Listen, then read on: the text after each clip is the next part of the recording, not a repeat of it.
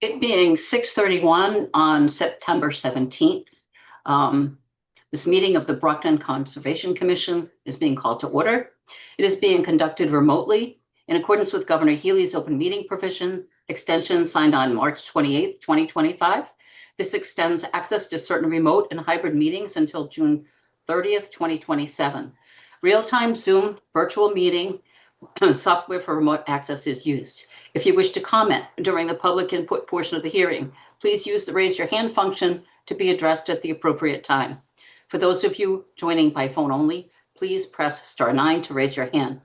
A copy of this recording will be on the city's webpage. Please note that this is a professional meeting. Should disrespectful or inappropriate statements be made during the meeting, the host reserves the right to mute the speaker. All votes taken during this meeting will be done by a roll call vote to ensure count accuracy. Commissioners, if you could please state your first and last name so that we can check for quorum. Clay, aye. Curtis, aye.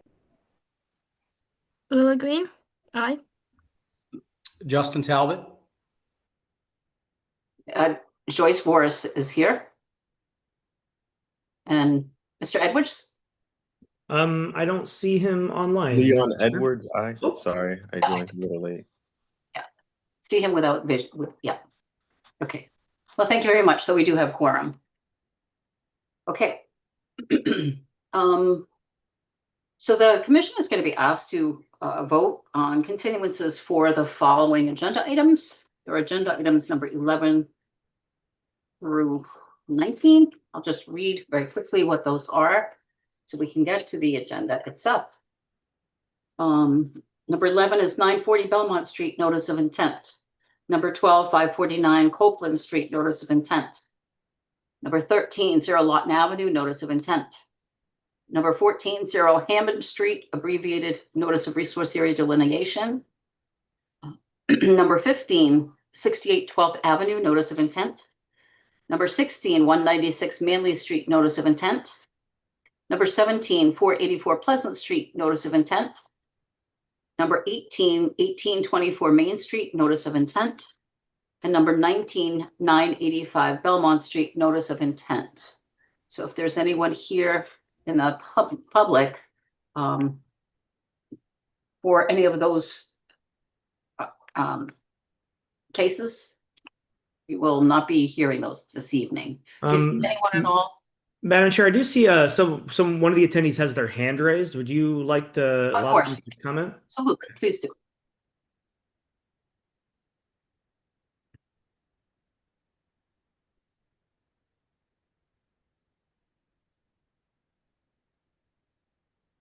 Do you recognize the name doesn't ring a bell, but I've promoted Lucio Pina. Can you guys hear me now? Is this Mr. Pina? Yes. Hi, how are you? How you doing? I'm sorry, I had a trouble to log in just to make sure, like, I mean. Yeah, what are you here to speak about, Mr. Pina? It's 58 Trout Street. I'm sorry, 58 Trout? Yeah. Oh, that's at the very end of our agenda. That's at Okay. the very, all right, that's going to be the last item that we speak on. Okay. Okay, we just have to go through the agenda in order. No, Thank you, just Mr. Pina. to make sure I'm in. Thank you. Sound wonderful. Thanks. Bye. Okay, thank you. Bye-bye. Okay, so I would appreciate a vote, well, a motion, please, to continue those to next month. Madam Chair, I'll make a motion to continue current filings 11 through 19. Okay, and I believe the next meeting will be October 15th, right? That sounds right. Yep. I second. Okay, the motion's been made and seconded to continue agenda items number 11 to 19 to the next meeting, which is Wednesday, October 15th. Roll call vote, please. Clay, aye. Curtis, aye. Green, aye. Talbot, aye. Morris, aye. Leon, aye. Thank you. That motion passes. Very good. Okay. Next item on the agenda will be commission matter minutes. Did everyone get a copy of the minutes? Anyone have anything that they would like to state about any changes or anything in the minutes? Minutes look good to me, Joyce. Okay, I went through, I always do this because of my teacher background. I can't help myself. You know, Lily, right? And there were just two things that I would like to just bring to the attention. One was that we had, for the minutes of the last meeting, the minutes from the August meeting, there were some changes made, and those minutes were accepted with the changes as discussed. So I do believe that under commission matters, it says the motion was made and seconded to accept the July 16th, 2025 meeting minutes. I think that should actually say with the changes as discussed. I think that's what it's supposed to do, right? Yeah, that makes sense to me, Madam Chair. Okay. And then the only other one was, let me see, there was a numbering issue on, yeah, it was 29 Country Club Lane is numbered number 25. It just needs to be renumbered to go along with the agenda. Just needs to be renumbered to number 15. All right, thank you. We'll make those changes before we finalize the minutes. Okay, thank you. So with those amendments, may I have a motion?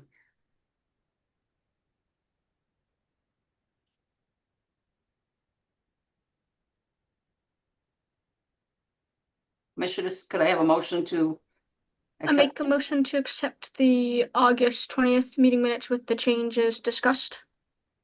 Okay, Second that. motion's been made and seconded. Roll call vote, please. Clay, I. Curtis, I. Green, aye. Talbot, aye. Vora's aye. Leon, I. Thank you. So that motion passes. So those minutes are accepted with those changes. Thank you.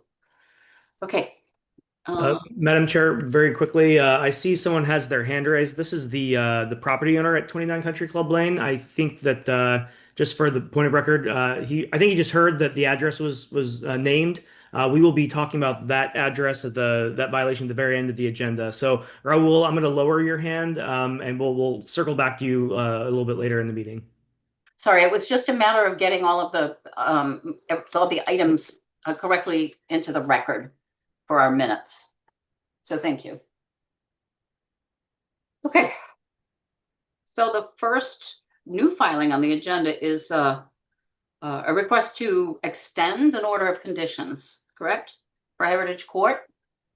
That is correct, Madam Chair. I don't know that there's anyone here to speak to this. So, okay, here we've got one.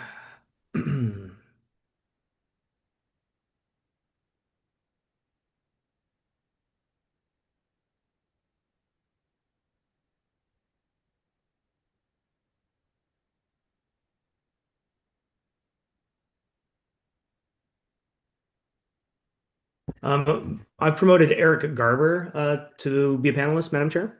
Garber? Nope. Okay. Eric or Erica? Eric? I don't see him up here yet. Nope, Eric. Eric, okay.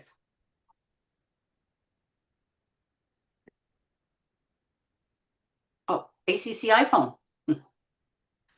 Mr. Garber?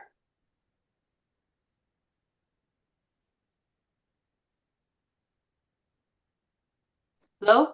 Hello, how about now? Hi, that's fine. Thank Hi. you. Good evening. Thank you. Appreciate it.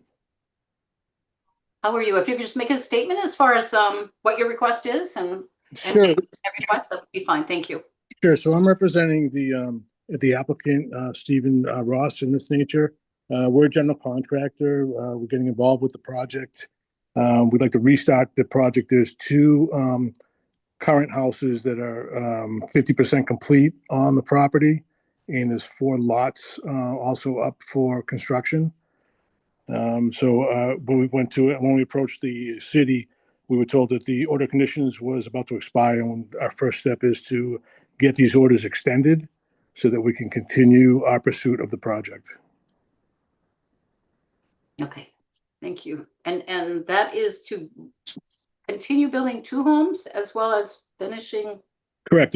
There's 2 homes that are currently constructed, although not complete. They are they're tight to the weather, so to speak, and they just need to be completed. Then there's 4 additional lots that we plan on constructing modular homes on. Modular? Yeah.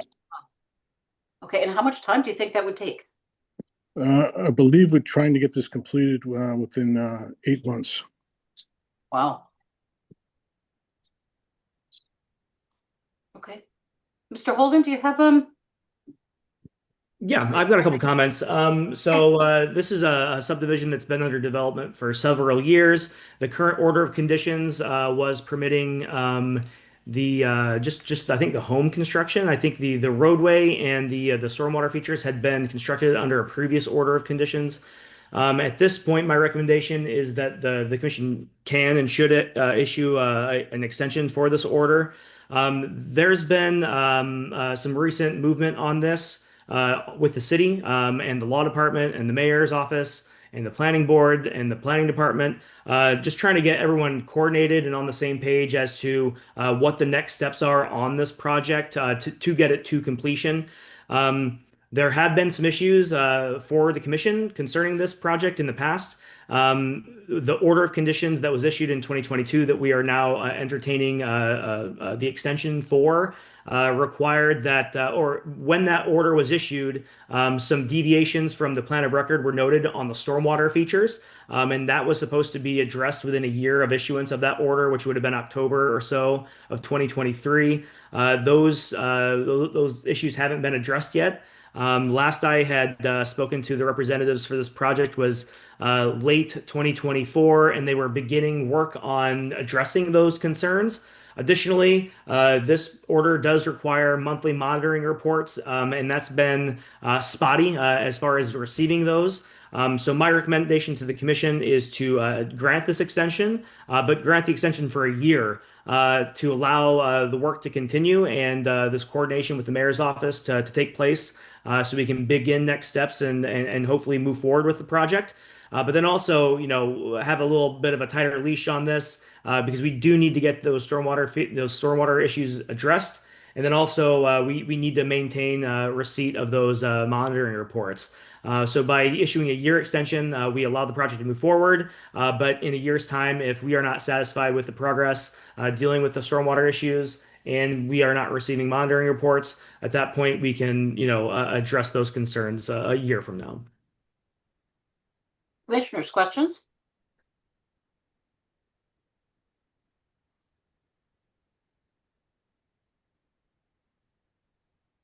Madam Chair, I agree with Kyle. Pretty simple. You do think 1 year is enough? I do. Yeah, one year sounds fine, Joyce.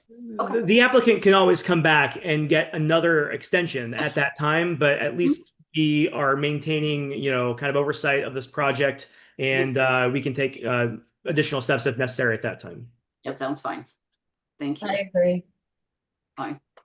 Then I would entertain a motion then to approve a 1-year extension for the project at Heritage Court. I make a motion to issue the 1-year extension for the Heritage Court order of conditions. I'll second that motion. The motion's been made and seconded. Roll call vote, please. Clay, I. Curtis, I. Green eye. Talbot, aye. Morris, aye. Leon, I. Okay, that motion passes. So another year. Great, thank you. Yeah, Okay. much appreciated. Okay, take care, Mr. Garber. Have a Thank good you. evening. Bye-bye. Bye-bye. The next item on the agenda is 31 Otis Street, a notice of intent. Yeah, we have a representative from Farland Corp in the attendees list. I'm going to promote Nate De Silva to a panelist. I believe also the applicant and contractor is here. Mr. Gomez, if you would like to speak, you'd be welcome to raise your hand and I'll promote you. Otherwise, we can just let Nate take point on this.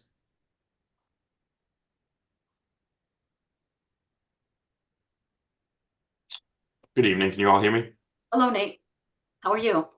Hi, how you doing? Nate De Silva, speaking on behalf of our client, Alvaro Gomez in Farland Corp. The subject property, as you mentioned, is 31 Otis Street. If I may, Mr. Holden, I can share my screen to display the site plan. Yes, please. And while you're doing that, I would just like to just check, has there been a DEP number filed and have the abutters been notified as well? Yes, thank you for keeping me honest, Madam Chair. DP has issued a file number and extensive technical comments. I can read those if you would like. And then also we have confirmed proper abutter notification for the filing. So we're Okay. clear to open the Necessary. public hearing. It is necessary to open, so if you could just read those DEP comments, that would be great. Sure. Per the general instructions for a notice of intent referenced in citation, a narrative and supporting documentation describing how the project will meet all performance standards for each of the resource areas altered, including standards requiring considerations of alternative project design or location, is required for notice of intents proposing work in areas subject to protection. Has the Conservation Commission been provided with a narrative that addresses construction protocol, materials, alternatives, orientations, etc., in compliance with all applicable performance standards? According to the notice of intent and site plan, bordering land subject to flooding, BLSF, compensatory storage is not proposed to mitigate the flood storage lost. Applicant must demonstrate compliance with citation for proposed activity within bordering land subject to flooding. Demonstrate compliance with citation by providing cut and fill table showing that compensatory storage is provided at each elevation where flood storage is lost. Furthermore, compensatory storage cannot be provided in an area currently used for flood storage. The proposed project does not appear to be in compliance with citation. Area of proposed work shall not exceed the amount of degraded area provided that the proposed work may alter up to 10% if the degraded area is less than 10% of the riverfront area, except in accordance with another citation. Please review more citations. Additional information should be provided to the Conservation Commission in a manner in which they require, as well as Mass DEP via email. So basically, there are just additional documentation that the Commission should require and is required in order for the Commission to evaluate if the project is meeting the performance standards of riverfront area and bordering land subject to flooding, etc. Thank you for interpreting. That's really You're appreciated. welcome. Okay, go ahead, Mr. De Silva, please. Thank you for your patience. Yeah, no problem. If I may, I'm just sharing my screen currently. Can everybody see that? Yes. Okay, so this was the original site plan that we had submitted for the notice of intent. As mentioned, the subject property is 31 Otis Street in Brockton. It's roughly 15,000 square feet of currently vacant land. All that exists on the land currently is just a foundation for a proposed three-family dwelling that's going to be on the lot. The Salisbury Brook passes through this lot here. So it makes it subject to conservation review in regard to riverfront area and those buffers. So this was the initial site plan. We went through a revised iteration that the conservation agent Kyle had requested.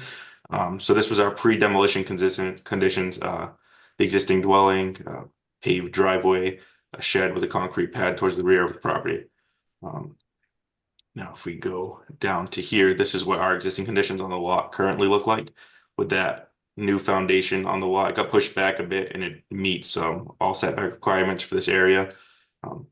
We got the wetlands delineated along that brook, and this blue highlighted line is what demonstrates the 25-foot riverfront buffer. And as you can see, the shed and the concrete pad and the paved areas are now all currently demolished on the lot.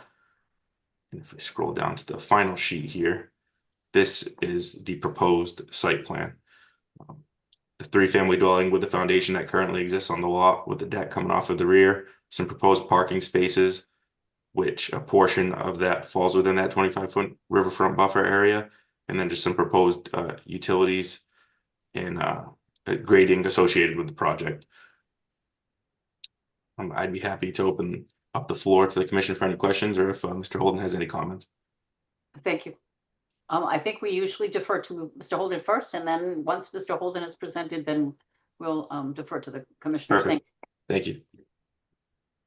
Sure. The commission is kind of familiar with this project. We issued an enforcement order several months ago because work had begun on the foundation after the house had been demolished. There were a couple of house fires that happened on this property in 2024. After the second house fire in December of 2024, the building department permitted like kind of an emergency demolition. But none of this work was, reviewed and permitted by the commission. Ultimately, any work that's done on this parcel does need that conditions to move forward. We issued the enforcement order requiring work to be stopped until that application could be submitted, and then ultimately an order of conditions issued before more work is done on the site. So that's kind of the history here. As Nate had alluded to, I did ask for some modifications of the site plan, and at this point, we've completed the application and we're ready to move forward with the hearing and the review of this filing. Ultimately, my recommendation is that we send this out for review. This is a very constrained and complicated site. Salisbury Brook runs through the parcel directly. We're dealing with riverfront area. We're dealing with bordering land subject to flooding, 100, buffer to bank. There is no bordering vegetated wetland associated with the river, at least on the side that was delineated. We didn't delineate the southern portion of the brook. At this point, no work is proposed on that. And as you're looking at the plan now, the left-hand side of the waterway, but that's actually south. No work is being proposed over there at this point.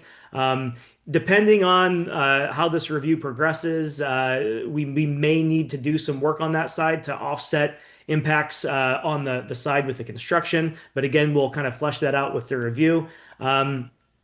This is going to require cut and fill calculations, as the technical comments had alluded to that Mass DEP provided. So all that said, this is and as we can see, there's work proposed in the riverfront area. There's just a lot of stuff happening here. It's very complicated. So my recommendation is that we send this out for peer review. And then finally, one final comment, I guess, is concerning stormwater. The Wetlands Protection Act does not this type of development is exempt from the Conservation Commission's oversight on stormwater management. So there are certain types of developments that do not fall under the jurisdiction of the Conservation Commission insofar as stormwater is concerned. And this would be one.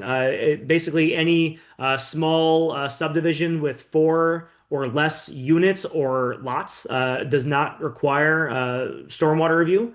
And this is a 3-family, so this falls under that exemption. However, I've spoken to Nate, and I think Nate has spoken to the applicant. The Brockton Stormwater Ordinance, so our local ordinance does require a 3-family like this to be reviewed and permitted from the Stormwater Authority before receiving that building permit. Currently, the Stormwater Authority is basically non-functional. It is in existence. We are having meetings. We are not actively reviewing permit applications at this time. So my recommendation to Mr. De Silva and the applicant would be to, at their request, include the stormwater review in the commission's peer review that we're already going to be doing. This will streamline the stormwater review process that they have to do anyway. And then also, if the stormwater review does require the site to be, altered in some way, maybe we move the parking over this way or that way, or we increase that size of this or decrease the size of that, they won't have to come back to the commission and get an amended order of conditions. We can just do all of that at one time, and so that will help streamline the process there. But ultimately, that would be up to the applicant to request. The commission cannot require the stormwater review for this development. I guess that's all that I've really got for this. I'm willing to answer any questions that the commission has. And there's no issues with floodplain here. Oh, no, there is a floodplain, bordering land subject to flooding. I'm not sure. There's a base flood elevation on your map, Nate. I'm not sure where it's depicted here. Okay, yep. Flood zone AE is right there at base flood elevation of 89. And So does that any- have to go through zoning? I did run this by the building department, which manages the zoning, and they said that this is fine and that it meets all the zoning requirements. So it does not need to go back to zoning or to zoning. Okay, thank you. Yeah, that is something that we had discussed with the proper parties at the time of locating the proposed dwelling on the new plan. And I guess one final comment, because that foundation is already poured, that's another site constraint in addition to the resource areas that the commission is, required to make sure that we meet those performance standards. Normally, we might be able to move the foundation this way or that way, stretch it to kind of help meet those standards. But because the foundation's already been poured and is in place, that's an additional constraint on this site. Obviously the intent is to try to make that foundation work since it's already there. But that's just an additional complication for this review. So another reason that we should send this out for peer review. Commissioners, questions? Comments? I agree with Kyle. There's a lot going on this property. And, Yeah, a lot to be done. yeah, the work that's being done within the 25-foot buffer zone is a concern because it is parking. And what happens to the drainage on the parking? Is it going to be a berm there to divert it somewhere else? So I'm a little concerned. Yeah, I'm glad this one. Peer review to be very. I agree, Peggy. I'm glad that the stormwater is that you've agreed to that, Mr. De Silva. That seems to make a lot of sense to do that. And I'm really surprised that the state wouldn't consider this something that would come under stormwater regulations anyway. But Yeah, the intent of as Kyle had mentioned, I did speak with our client prior to the hearing, and our intent is to just kind of streamline the process as effectively as possible.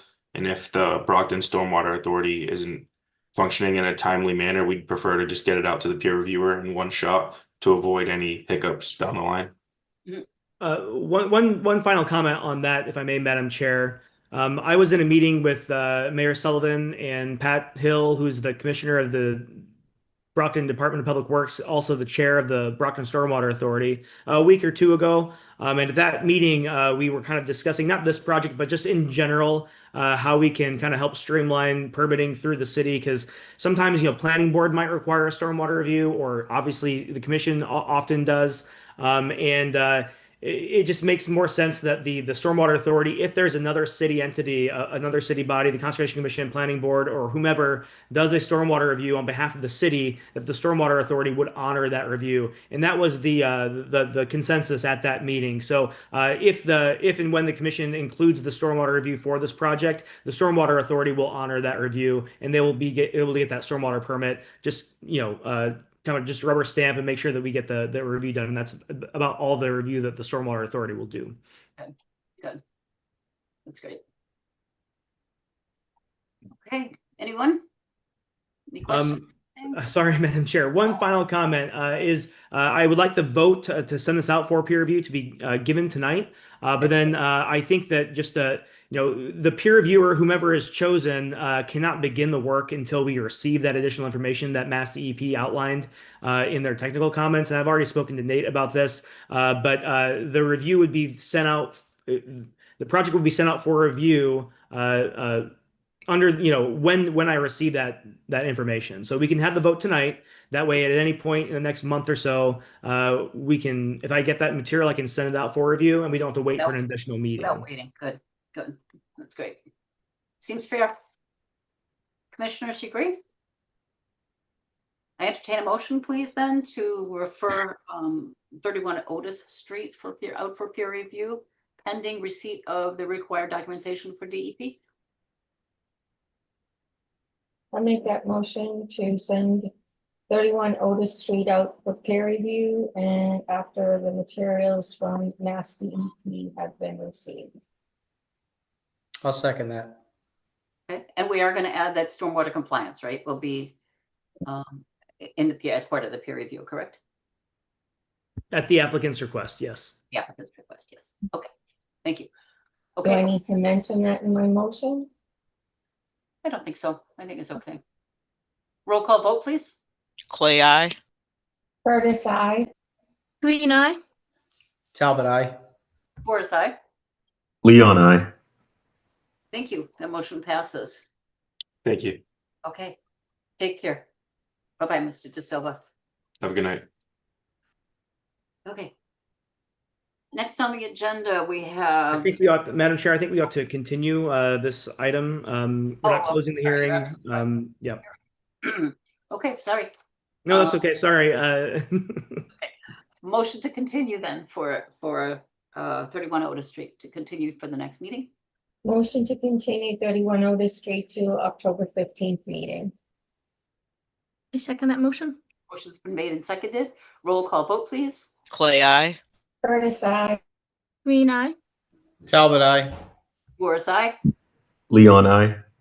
Thank you. The motion passes. Thanks.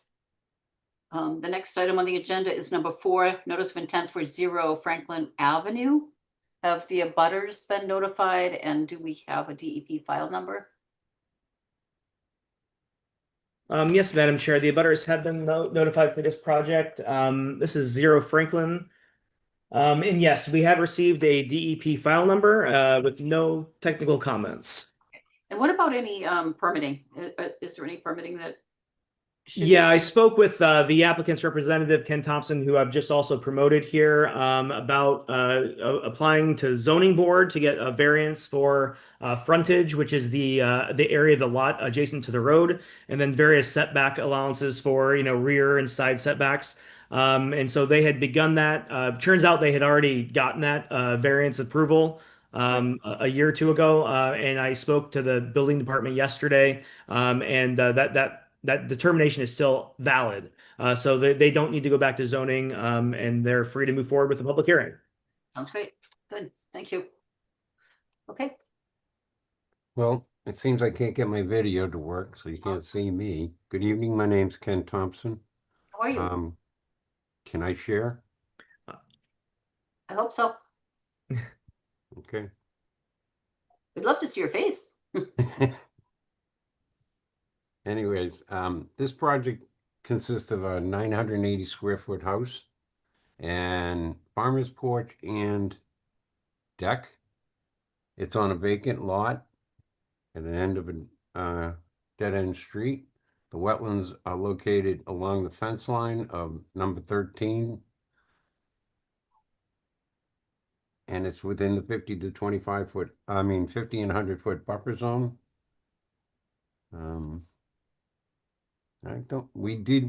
Kyle, we have forwarded that ZBA acceptance to Yeah, no, you, I've so- received that. Thank you. Okay, we're past ZBA.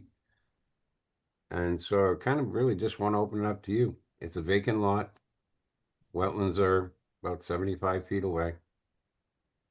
We'll put erosion controls up.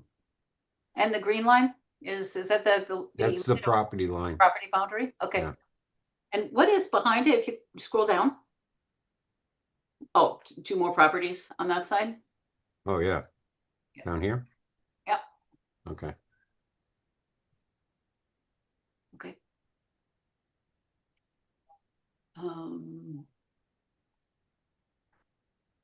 Mr. Holden? Sure. Yeah, as Ken mentioned, the wetland is all the way, about 50 feet away from the property in question. The only resource area that we're dealing with is that bordering vegetated wetland that's a property away. So we're only working within the buffer zone for this project. No other resource areas, no flood zone or anything like that. Similarly to the last project, this site does not require stormwater review from the commission. Additionally, the stormwater ordinance for the city of Brockton does not require stormwater review for a single family dwelling. So this does not require stormwater review by anyone at the city level. I do have a couple comments. I think that for the most part, this is a very straightforward proposal. And it's something that we could easily issue an order for. However, I would like to see a couple modifications made to the site plan before the commission moves forward with issuing an order of conditions. Ken, if you can scroll down on your screen just slightly, please. So we have 4 wetland flags that were delineated. The bottom one here is KT4. The wetland, I'm assuming, kind of continues around that corner and just follows the property line through here. I would like it if we could extend the wetland delineation down into potentially that corner of that lot there, and that may change the buffer zone lines on the plan slightly.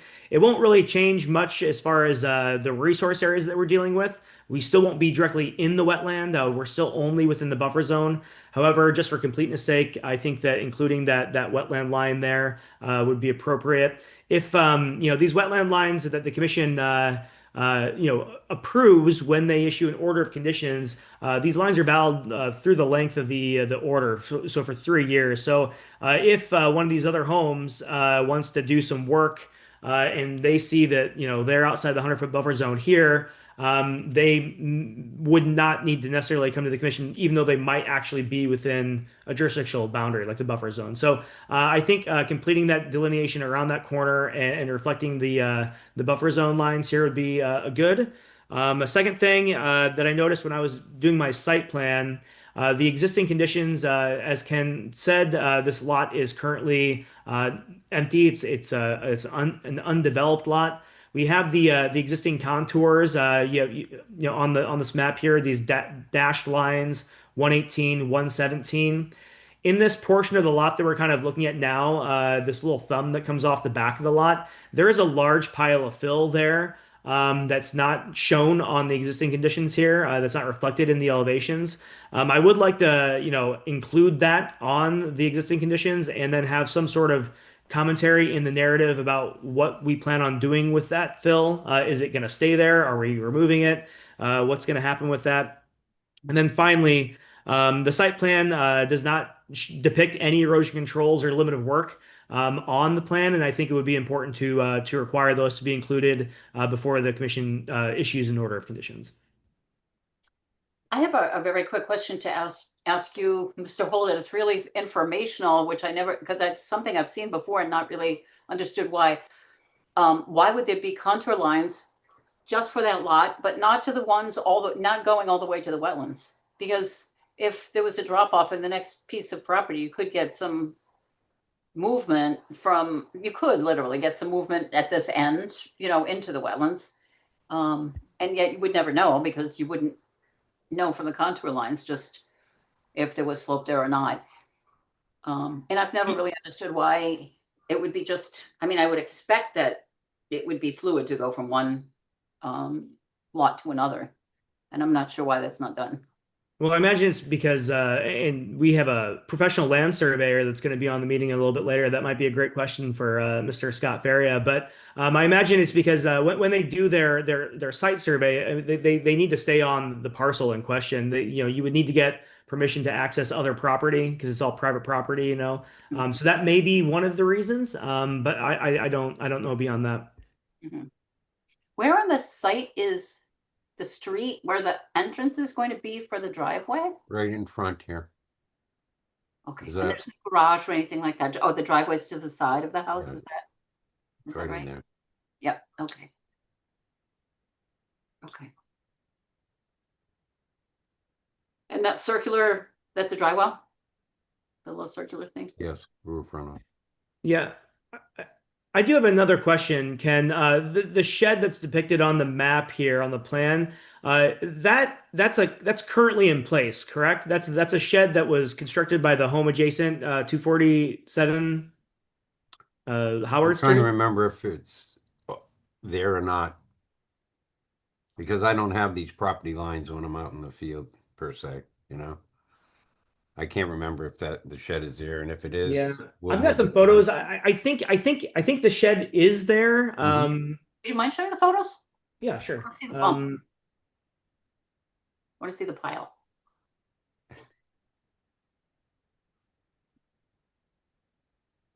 All right, so this blue shed here is the shed that's depicted on the map there, and it's got the same siding, color, and paint and everything as the house that's adjacent to the right of this photo that you can't see. So I think that may have crossed the property line. So I don't know that is gonna. I mean, is that gonna remain in place if it is over the property boundary? I imagine we just move it for him, move it Okay. back onto his property. Okay, sure. Kind of- And then I've got some closer photos here, but I'm standing on the roadway here. The pile of dirt in question is kind of in I this see. portion back there. That's that thumbnail that thumb in the back. Okay. Yeah, yeah. So this is, again, this is kind of a fallow, and here's just, the pile. It's probably 8 feet tall or so. But again, we just need to kind of determine what we're doing with that. So we should include uh, comments on that in the narrative, whether we're just spreading that out or if we're removing that from the site or what. But yeah, I think obviously this is lawn area to the right associated with that property next door. Those are all the photos that I've got for this site here, Madam Chair. Commissioners, any questions?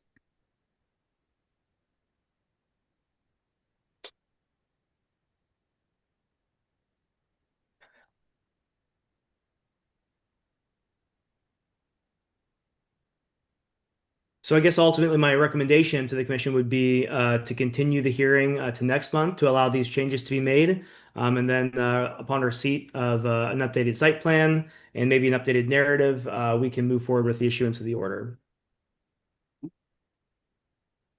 Commissioners? Yeah, I agree with Kyle.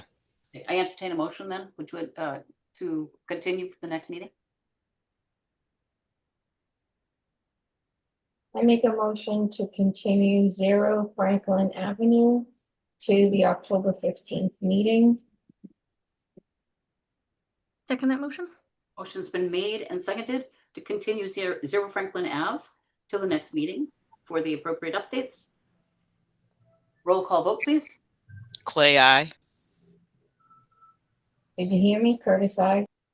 Green, aye. Talbot, I. Warsack. Leon, I. Thank you. That motion passes. Okay.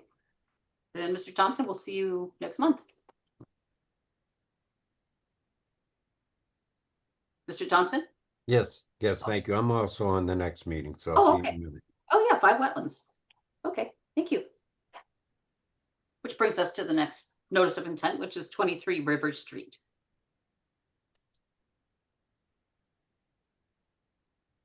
Go right ahead.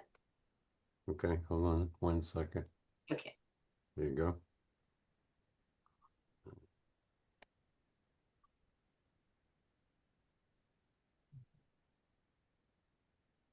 All right. 23 River Street has a very large slope off the back. It's about 10 feet where it drops down to the wetlands edge. The river is over 100 feet, over 200 feet out. We have floodplain on this dashed blue line coming down. The project proposes to remove the existing dwelling and garage and construct a 3-family rental property and parking area. Concerning, there's a lot of debris on this property. Some of it's been pushed down the hill. Let me see if I can get my proposed up. Yeah, there we go. So this is the parking area, the proposed residential dwelling. I've added a second row of erosion controls at the toe of the slope because we're going to be removing some trash here. There's a lot of trash on this property. Currently, the engineer is working to prepare the stormwater permit. He couldn't get it done in time for this meeting, so we understand the need for it. And this is a 3-family, you said, right? Yes, rental.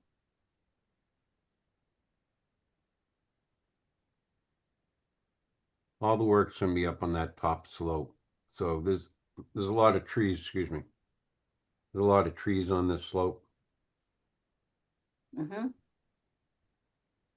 So will you be removing the trees or No, we're not removing Good. any trees. Good. Okay, what do I do?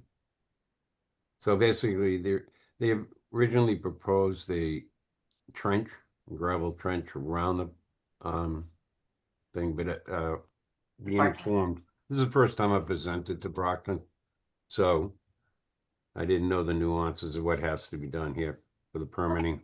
So we have the engineers working on it, and as soon as we get it, I'll file it with Kyle. Okay. So that trenching was for stormwater. Yes. Yeah. Okay. But we still required to go through the formal process. Mm-hmm.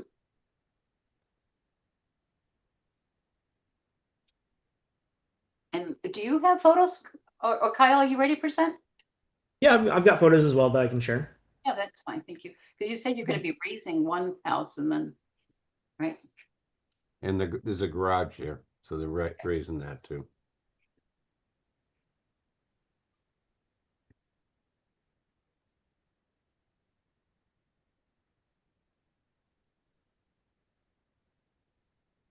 Where's the 50? Oh, there's the 50. The 50 goes right through the middle of the building? Yep. Oh. Where's the 25? I don't see it on the plan. It's the second set of erosion controls, Ken, that are right along the 25. Down here. That's where So that's basically at the wetland line, and then that second one there closer to the development is the 25. So the house, I think the building is right against the 25. The parking lot is, not the building. Okay. Mhm.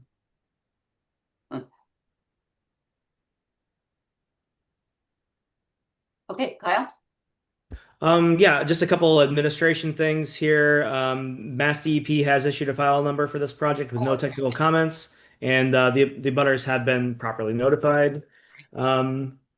Yeah, so as Ken had mentioned here, just looking at the resource areas, there are a lot of resource areas on this site, but most of them are far enough away from the development that they're not really concerned as far as the proposed work. What we are really looking at here is the bordering land subject to flooding, which is the flood zone, which is that kind of vertical highlighted line there at 96 elevation. No work is actually proposed within the flood zone, which is to the right of that line.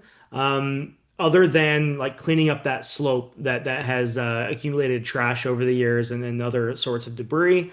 Beyond the bordering land subject to flooding line, we are looking at the bordering vegetated wetland. So the wetland delineation, which is just to the right of that highlighted line, and where that first set of erosion controls are. Again, no actual construction work or regrading or anything is proposed within the 25-foot buffer zone to the BVW.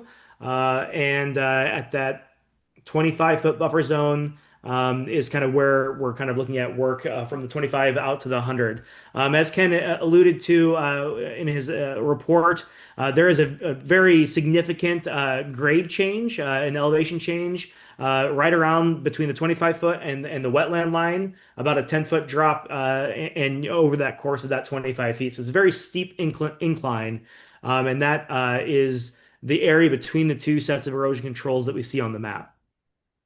Kind of moving past that quickly, this has the same kind of issue with the stormwater that we discussed briefly with 31 Otis Street, where this development does not require stormwater review from the commission based upon the Wetlands Protection Act.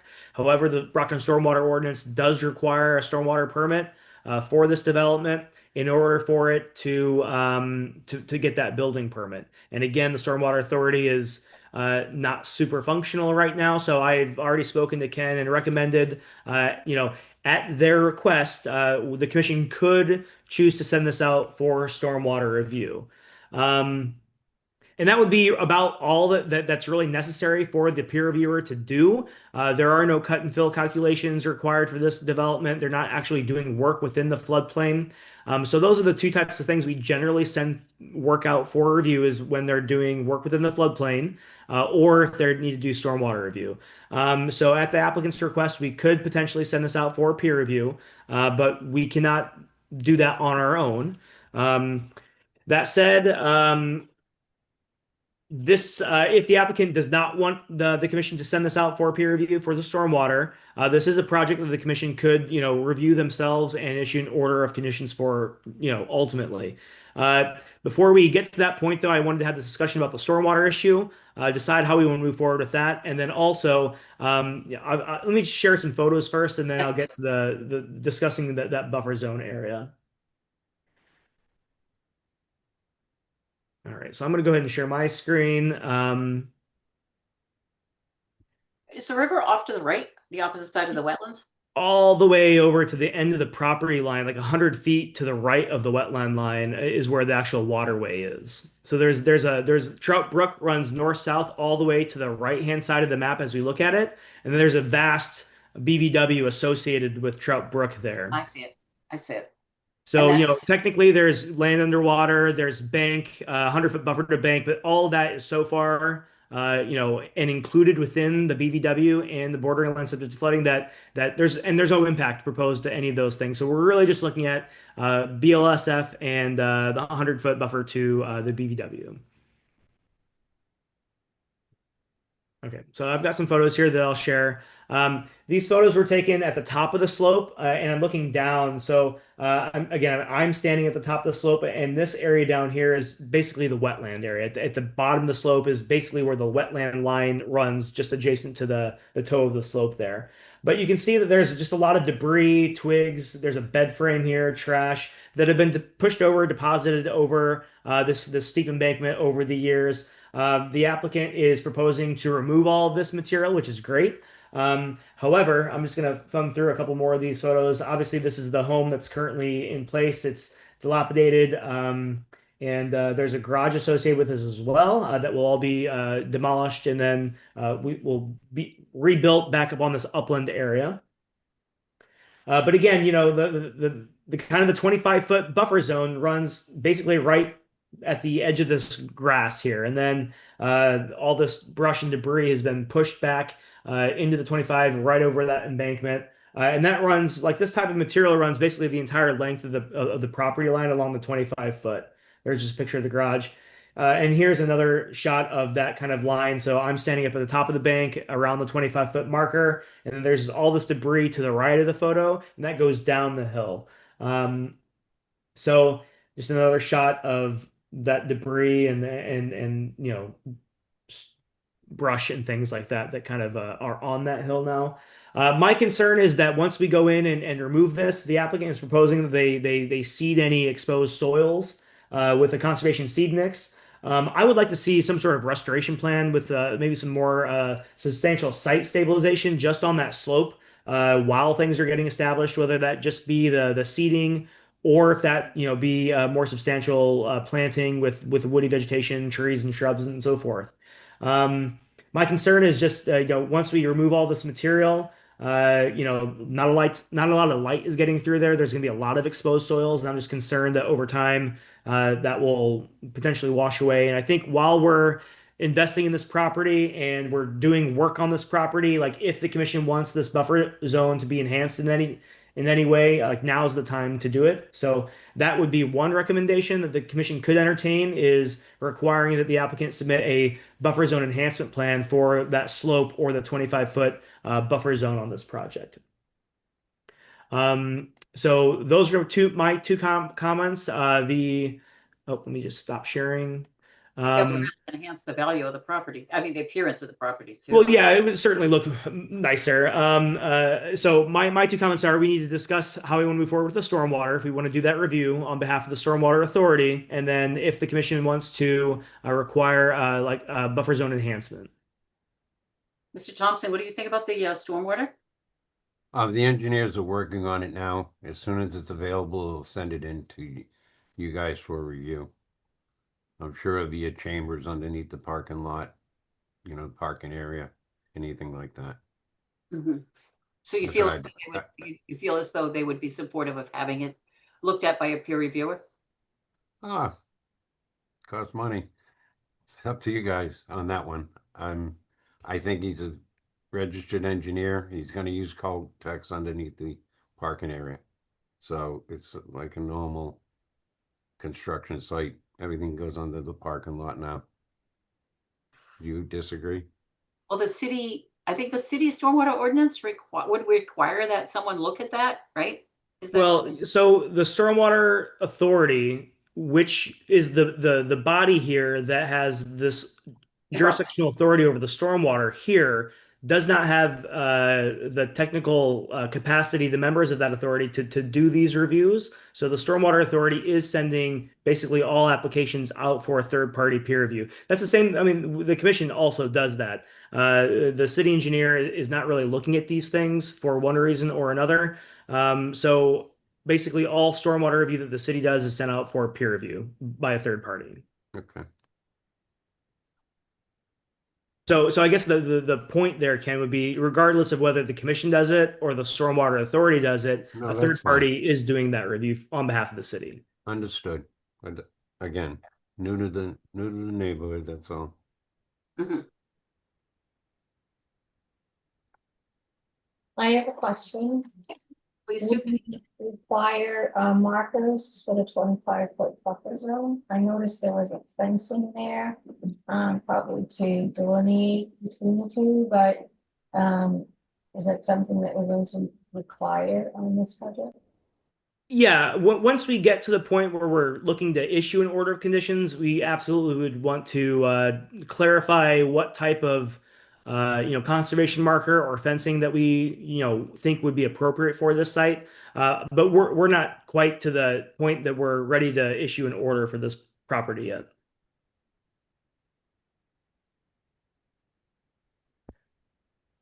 Commissioners, any other questions?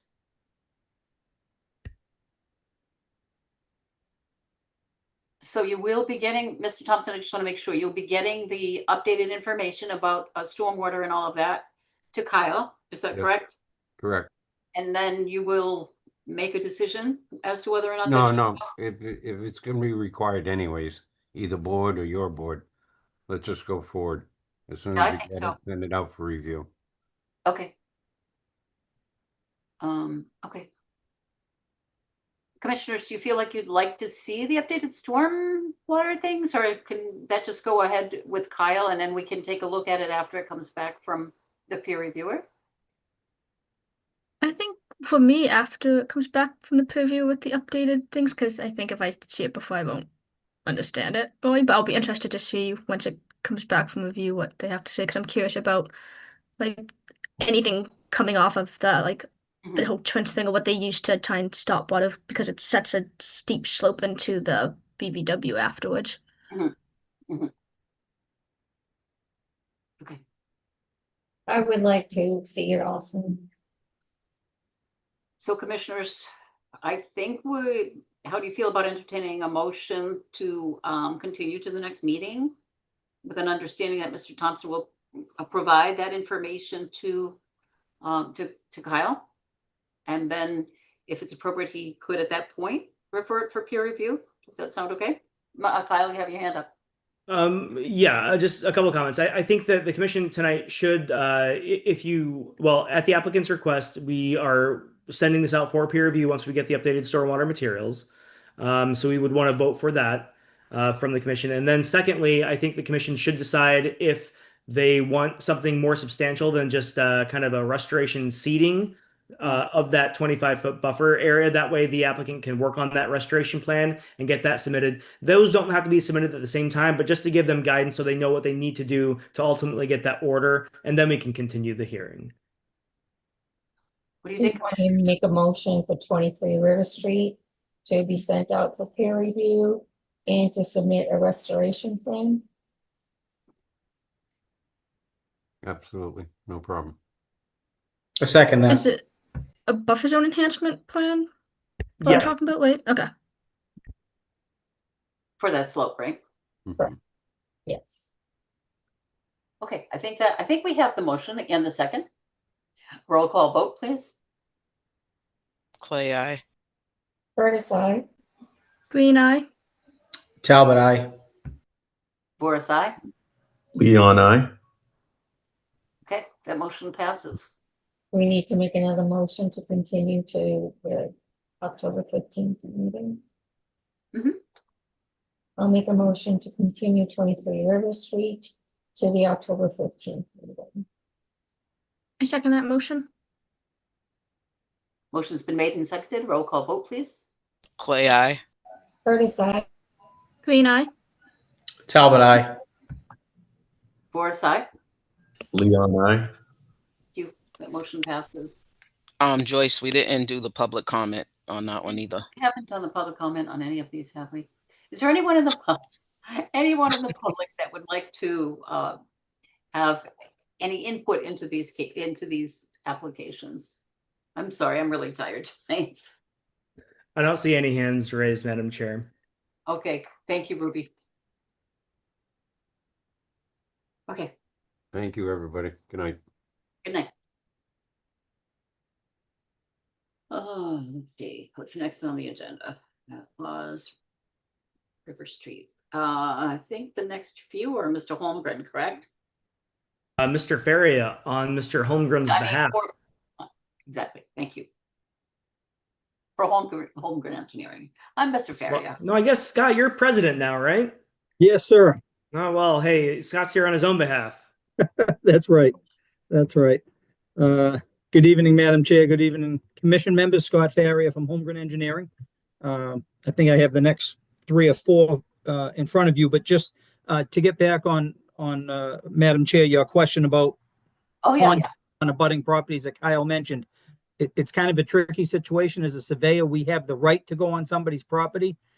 If you object, there's kind of a legal process we have to go through. We can notify you by certified mail of a certain date and time that will be on your property, and you have to permit us to get on your property to retrieve information.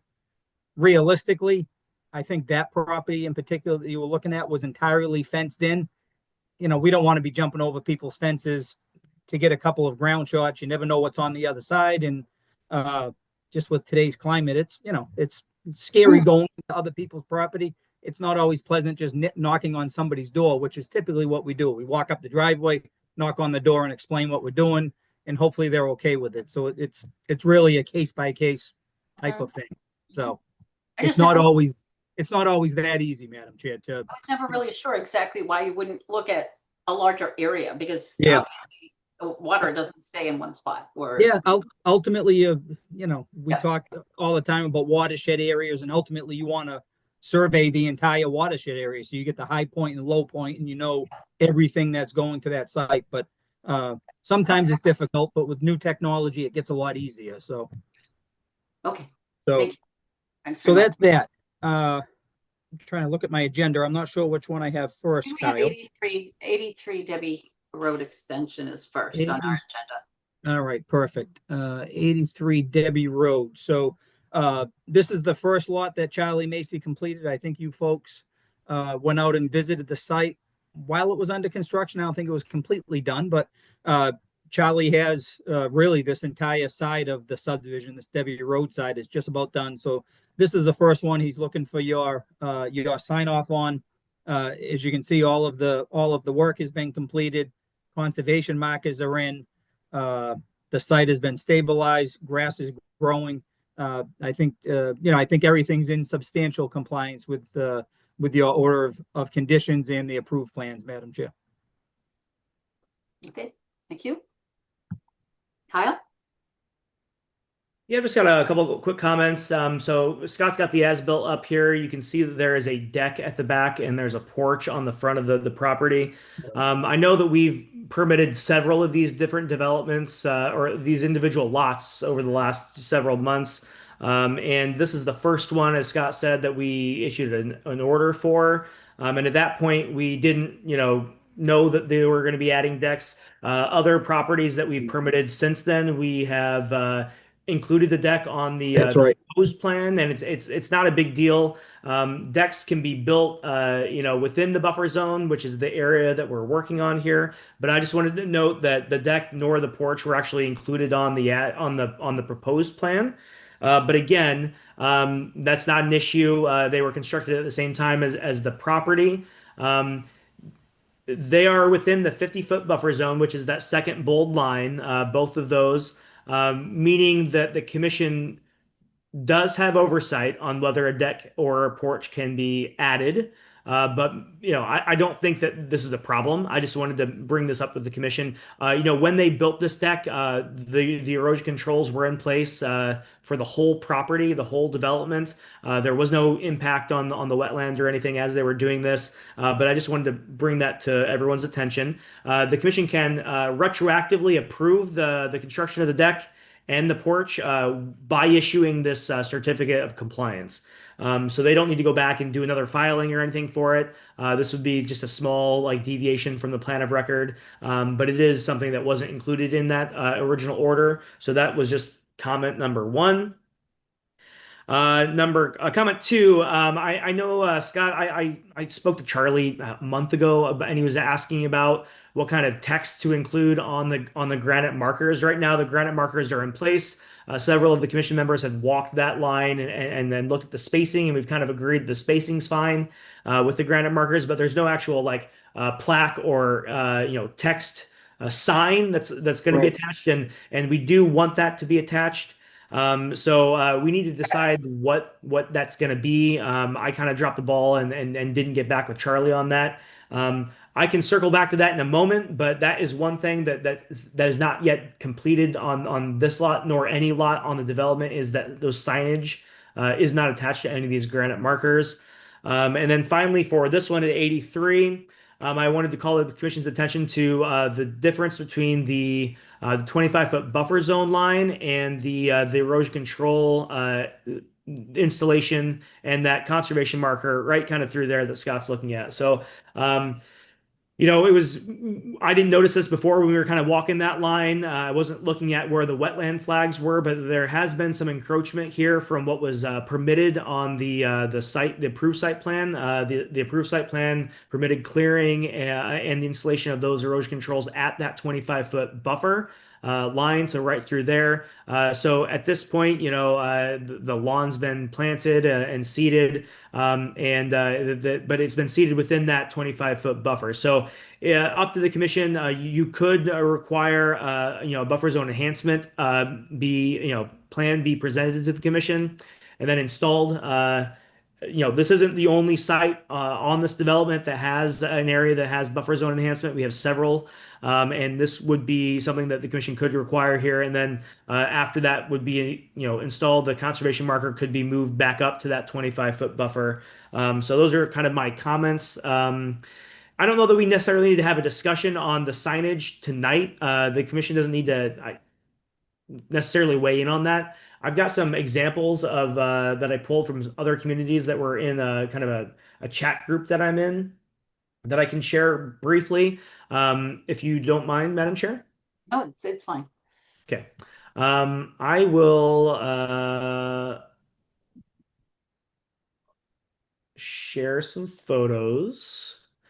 So this first one is obviously for a stormwater basin, and that's not what we're really dealing with here, but there's just a lot of text on this. So it could be something like this where there's a half page worth of material. And these examples kind of span the gamut from having a novel written on the sign to, no dumping, no cutting, no disturbance. What we have and what we recently approved over for the 710 Oak Street car wash development was just a sign like this. It says Brockton Conservation Commission limit of work do not remove.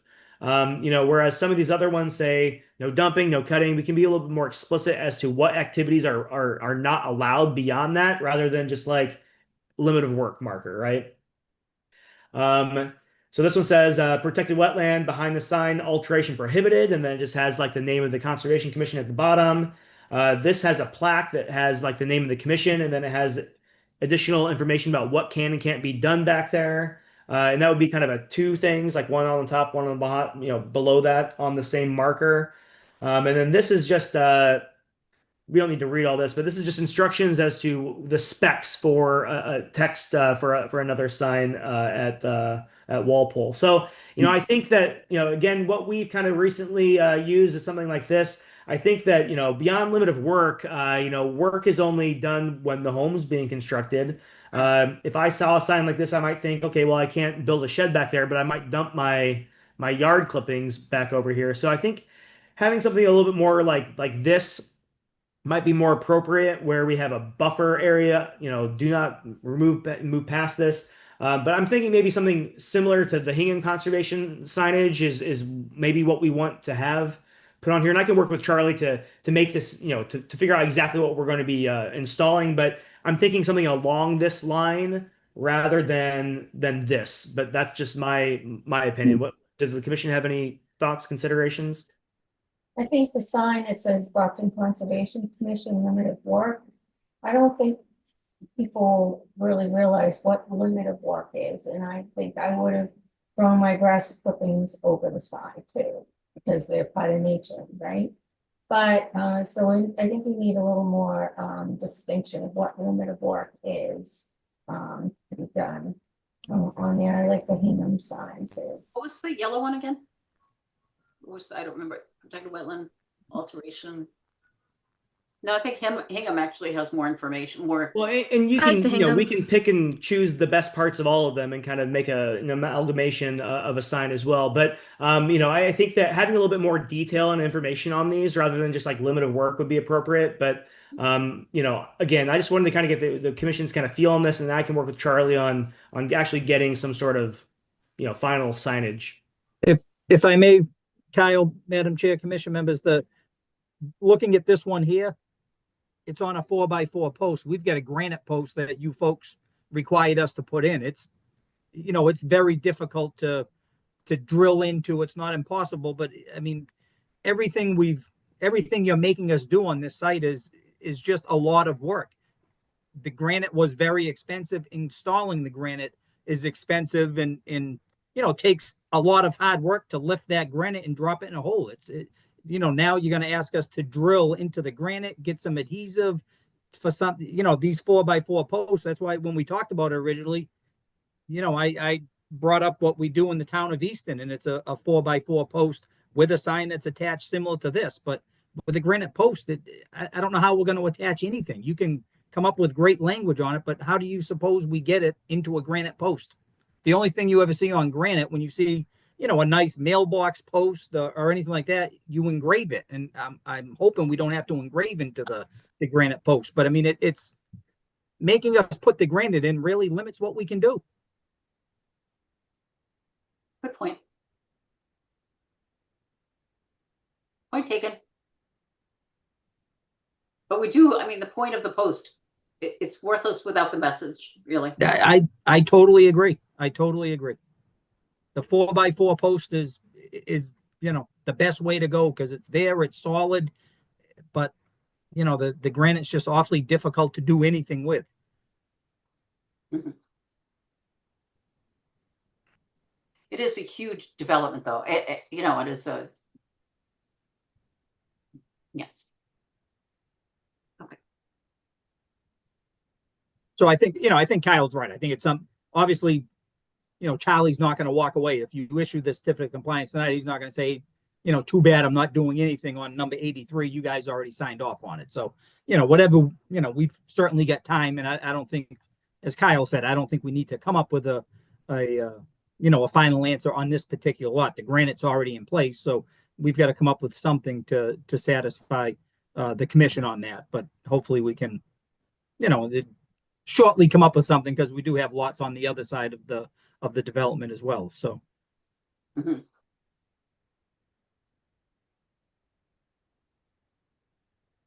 All right. Well, I'll you know, I'll work with Charlie to get, you know, on language that's a little bit more specific to include protected wetland and kind of more towards the Hingham kind of signage, and you know, I'll work with him on that. So, you know, those are the three kind of outstanding issues that I've seen as far as the certificate of compliance request. Is that the markers aren't complete because they don't have the signage. There's that area of encroachment in the 25-foot buffer, and then the addition of that deck and that patio, which again is not a real issue, but just a note. So I'd like to see a restoration, a buffer zone enhancement plan submitted and planted, and then, you know, we would do the 2-year monitoring that we've done for every other, you know, restoration area in this development. Recently, we've included language on the more recent orders on the other side on Austin Court that require you know, partial or a complete certificate of compliance before a certificate of occupancy or sale of the lot. There's no language like that associated with the 83 Debbie Road extension.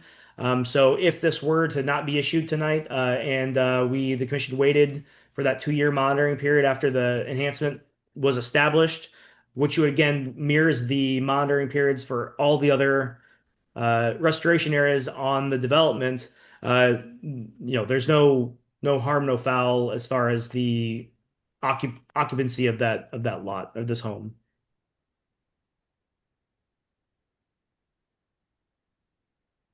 Commissioners?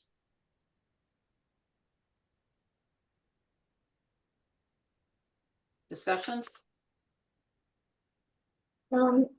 Are all the granite markers ordered and installed already? Yeah, yeah, all that. Okay. Yeah. I think, and for quite, I think just about for, for that entire length of Debbie Road, I believe. Mhm. Charlie bought a whole bunch of granite off of Facebook Marketplace or somewhere and drove to New Hampshire to get it. And, and it has most of it installed. So yeah, most of it's installed already. Okay.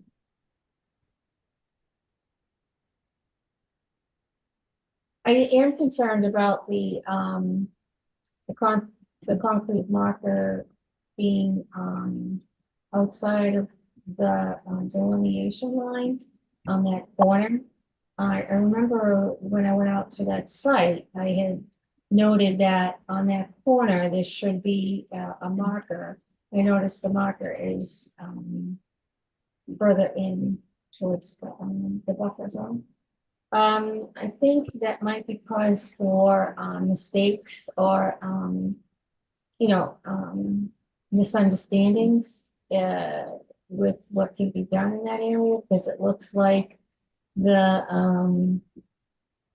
conservation marker allows grasses and things to be planted, etc., up to that marker. So I think that should be moved towards the buffer zone marker. And We can do- along with the rest of the concrete marker. Yep. We can do that as part of the restoration. That's fine. Okay.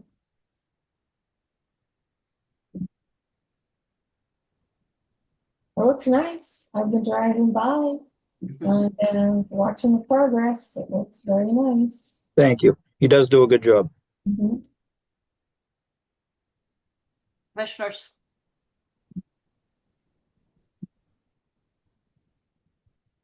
I entertain a motion then. We would have to deny this certificate, right, for now?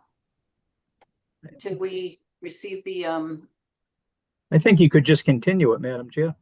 Well, I think that it depends on how the commission wants to move forward with this. So if the commission is requiring the buffer zone enhancement, you should wait until that is planted and established and monitored before the certificate of compliance is issued, because the commission, by issuing the certificate of compliance, says this property is complete as far as the commission is concerned, right? If we are requiring a buffer zone enhancement to be planted and monitored for 2 years, like the rest of the plantings on this development, I would recommend that the commission deny the certificate of compliance request. And then in 2 years, when all that's done and all those monitoring reports have been submitted, at that point, then the commission could issue the certificate of compliance.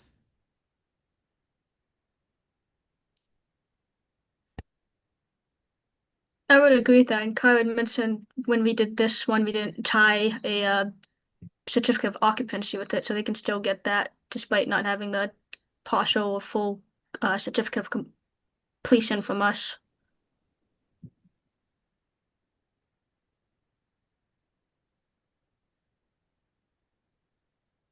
So I would entertain a motion to deny the certificate of compliance for 83 Debbie Road extension.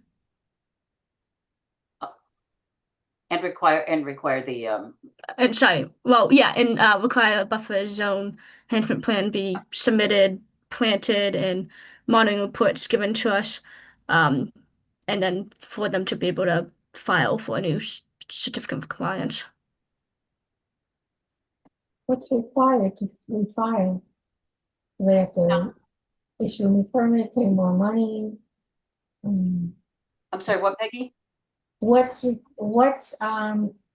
happens if they have to reapply for a certificate of compliance? Yeah, I think the certificate of compliance is about the only thing that's a freebie, with you folks and with the state.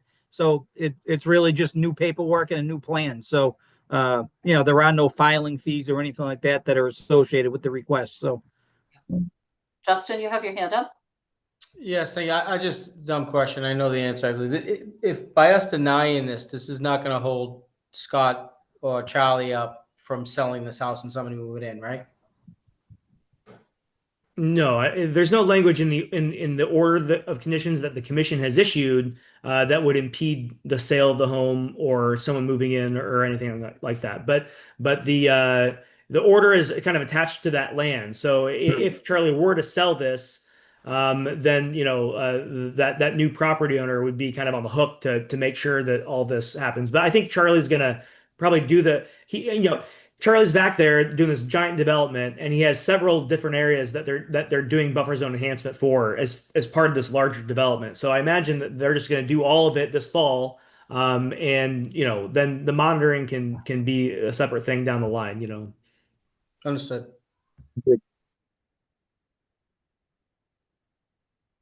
So now we have a motion, right? We have a motion to deny for now.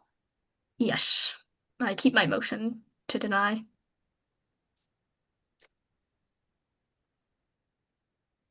Commissioners, any seconds?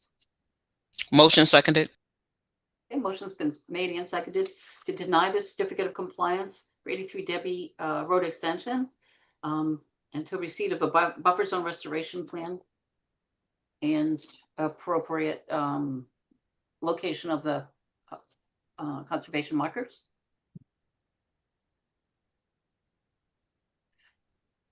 Motion's been made and seconded. Roll call vote, please. Clay, aye. Curtis, I. Green eye. Talbot, aye. Worse, aye. Leon, I. That motion passes. Thank you, folks. The next one is 91. Yes. Let's see if I can just click right to it. I'm not sure if I need to. I think I need to stop sharing and get back to it, Madam Chair. So 91 Debbie Road, the lot right next door to the one that you were just looking at. I'm going to try to call that up, Madam Chair. There we go. So this one, 91 Debbie Road, similar situation. We do have a restoration area that has been planted over on this side of the property. This, as you folks remember, when we were permitting the entire subdivision, there were maybe 3 or 4 different sites, locations on the property that had piles of fill, historic piles of fill. And this was one of them. So in order to remove it, we had to do this restoration area. So Charlie has done that. I believe, the restoration plans from Ken Thompson at 5 Wetlands were submitted. So that's taken place right there on that location. Everything else, as Kyle said, a deck and a porch on this one, and then everything else is pretty much out of that 25-foot buffer zone, except for that restoration area that has been done, Madam Chair. Okay. Now, have there been any has anyone looked at it yet? Is it stabilized or anything yet? It's about a month old at this point, Madam Chair. Okay. So, he was pretty much waiting for the hot weather in the summer to get over before he planted before he did the restoration work. So. Kyle? Sure. And this is, 83 Debbie Road is the lot to the kind of the top left of the site plan that we're looking at here. So both these lots are adjacent. And I didn't mention this about 83, but it's true of both lots. They have been seeded to grass, but it's kind of patchy. There are some bare spots. I know Charlie's been watering them and he's been, doing his best to get the grass established. But there are some bare areas on both lots, so just keep that in mind. Similarly to the 83 Debbie Road discussion, the porch. This one, the approved site plan did include the deck, but not the porch. Again, the porch here is outside the 50, which is I probably doesn't even need to get approval if they didn't already have it in place. But I just wanted to bring that to the commission's attention that was not on the site plan approved. But again, not a problem, and the commission can approve that after the fact by issuing the certificate of compliance ultimately.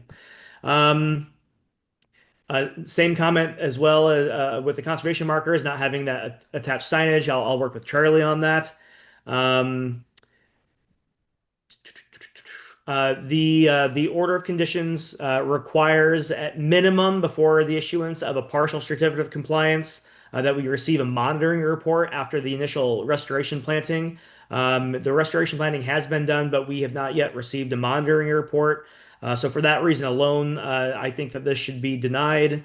And then secondly, I guess on that note, similar to 83, there's no language in the order of conditions that requires a certificate or a partial certificate to be issued by the commission before sale of the property or before a certificate of occupancy is issued. So by not issuing this certificate of compliance, we're not holding up the developer on any financial movement on this.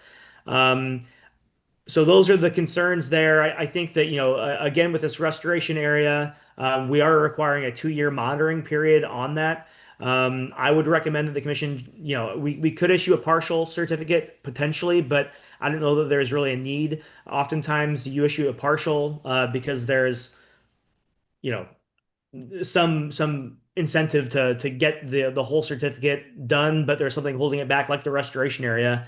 So we could entertain issuing a partial certificate for this and for 83 potentially, but I don't know that there's really a reason for those because we're not including that language where a partial or a complete certificate of compliance be issued prior to a certificate of occupancy or prior to sale or transference of the property.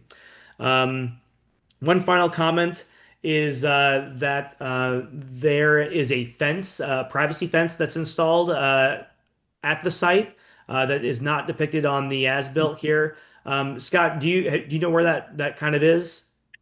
To be honest with you, I don't. I think that was after, All right. our survey, Kyle. I'm gonna steal the share screen so I can just use my mouse to kind of show where that is, if you I don't don't mind. remember seeing a fence, do you? No, I don't. So this is this is the wrong site plan. Let me go back to the right. All right, let's try this. Yep. All right, so this is 91 Debbie Road Extension. Basically, from this front corner of the home, the fence cuts this way to the property line and then runs along the property line all the way down to the 25-foot buffer zone. Okay. Fencing is something that's specifically like detailed and discussed as a potential exempt activity under the Wetlands Protection Act. And to be an exempt activity, the fence has to A, be installed within the buffer zone, which this fence is, and so the second thing is that it cannot impede wildlife. I'll show you a photo of the fence in a moment, but it's like an 8-foot tall, white, solid privacy fence. So I don't think that it meets that criteria of not impeding wildlife. However, that doesn't mean that it can't be approved after the fact, or the commission can't approve fences that are within the buffer zone. But because it doesn't meet those standards of only within buffer zone and being able to be passed by wildlife, it does require approval from the commission to be installed within the buffer zone. So this is a discussion that the commission needs to have whether we think that the fence is appropriate or if we want a different type of fencing or no fencing at all or what. So I'm going to back out and share some photos from the site. These were taken last week. So this is the front yard area, just kind of showing that the grass has been planted, but it's patchy yet. This is the home there. It looks great. This is the beginning of the restoration area. This is the restoration area that has been planted. There is some seed down there and some plants, shrubs and trees that have been planted. There is a pile of fill that didn't quite get pulled out. We should probably pull that out at some point before issuance of the certificate of compliance. All right, so you can see in the background of this image, this privacy fence that I'm talking about. And it runs, what we're looking at here is as it runs along the property line. And this is where it terminates at the end, basically at the 25-foot buffer zone. And then this is, it's a solid fence that goes all the way up to this point and then cuts over to the side of the building. There's no gate or anything in the fence. It's just a solid fence there. So that's the that's so ultimately I think that because we don't have the required monitoring, I don't think that the commission should be issuing a certificate of compliance at all tonight anyway. So I think a denial should be voted on and issued. However, I do think that the commission should discuss whether they think this fencing is appropriate for the subdivision, and just I guess my comment on that is any individual stretch of fence I don't think is a problem. Like this fence, it just kind of cordons off that yard in isolation. I don't think it's a big deal. But my concern is if every lot in the development installs a fence like that, then we really are restricting wildlife movement from the various wetland systems that this development is being constructed within. So I'm gonna pull up.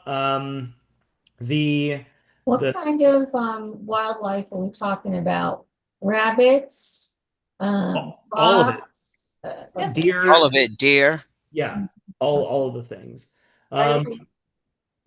so I'm gonna pull up the subdivision plan just so we can kind of see the larger kind of view of things because I just want to, again, I don't think this fence individually is an issue, but it could potentially be an issue if every development in the lot has a privacy fence like that. well, I think they are entitled to their privacy. Do you have an alternative? Is there Well, fencing that will provide privacy and allow for animals to wildlife to get through? Or do they have so to so so plant uh those trees or something? So the Wetland Protection Act is explicit that the commission absolutely can permit a privacy fence, period. Right?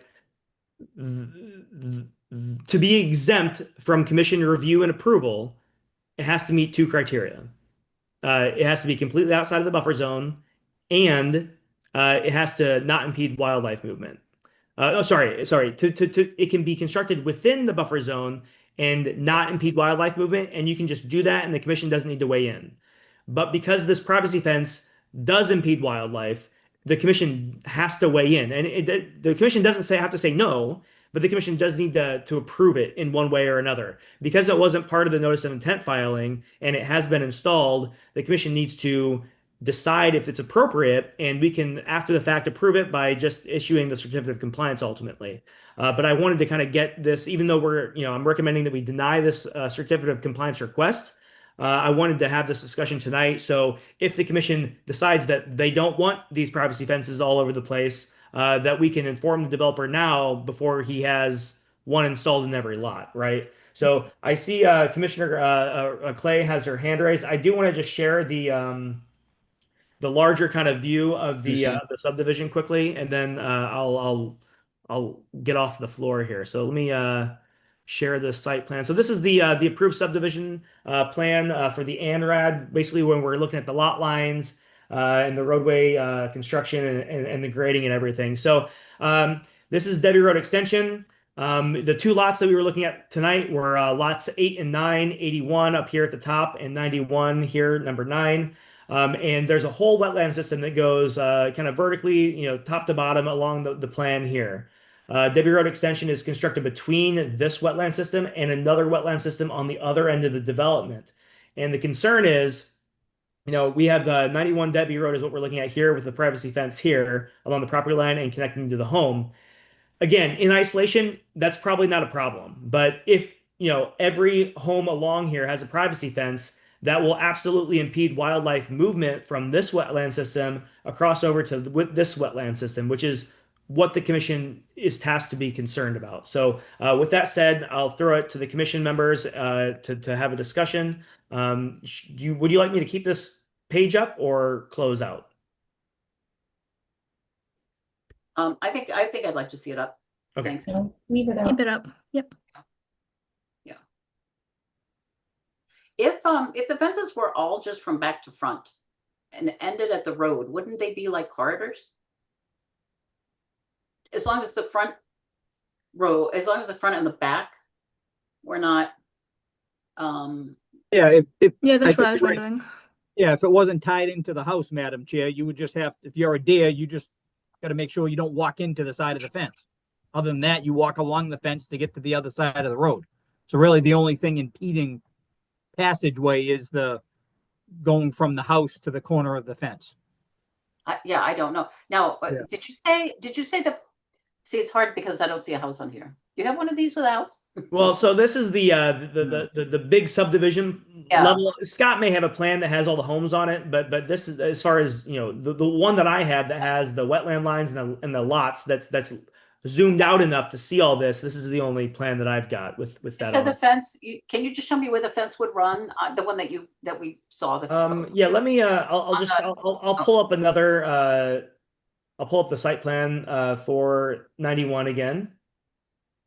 So this is the as-built that was submitted. The fence basically goes from this corner of the home across this way, and then along the property line down to the 25-foot.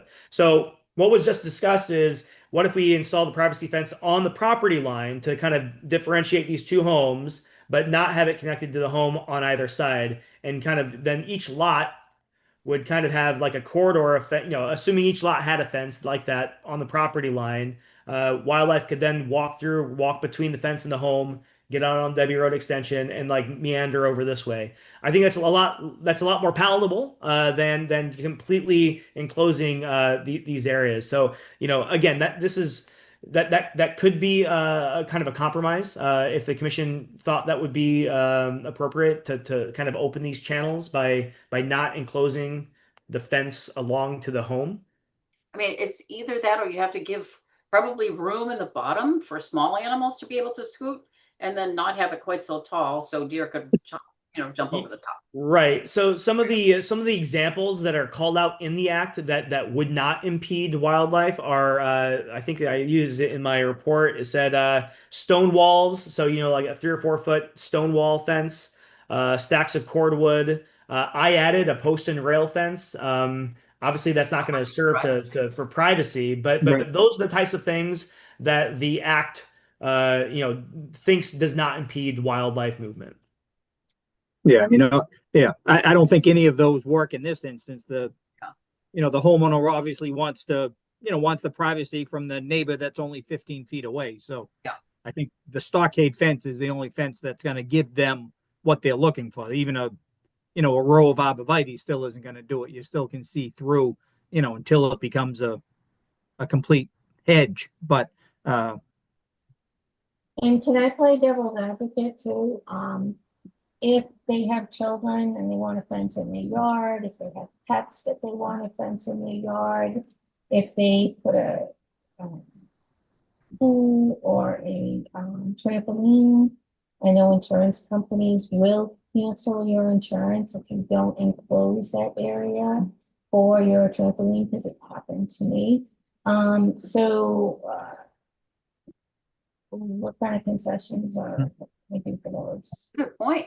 It's a good point. Well, at any point, any individual property owner can come back to the commission to get, an RDA or a notice of intent to do a more substantial fencing. My concern here is we want to just inform Charlie of what the commission thinks is appropriate now for the development phase.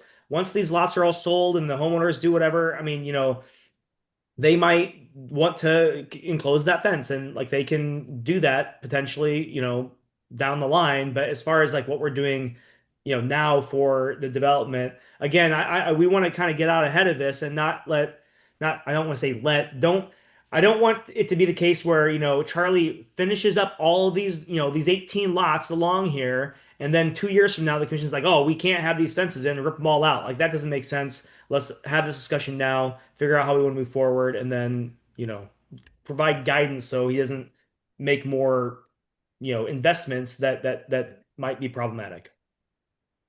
Mhm. I mean, when I've seen like really large lots, sometimes I'll have a smaller fenced-in area with a trampoline inside of it, or a smaller fenced-in area with the pool, but there's still room around those, for wildlife to be able to maneuver, especially in rural areas. And ultimately, I don't know that we need to have a decision necessarily tonight on this. We're going to deny this request anyway, I think, because of the restoration monitoring that's required. But I think it is important to have this discussion so we can provide the developer some guidance.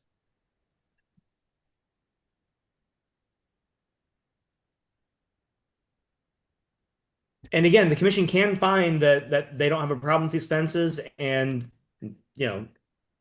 just proceed. That is also an option, but at least the commission needs to have that oversight and that review.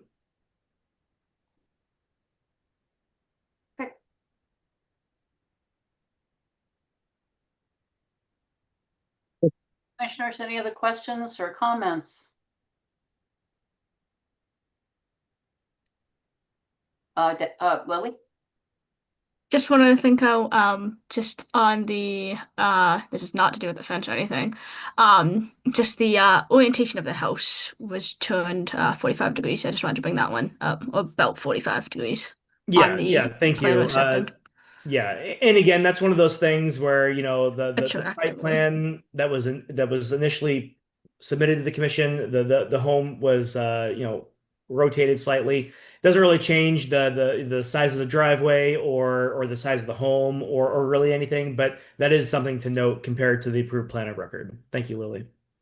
Did that move the stormwater thingy closer to the 25? I don't remember what it was like before. Those are just kind of Yeah.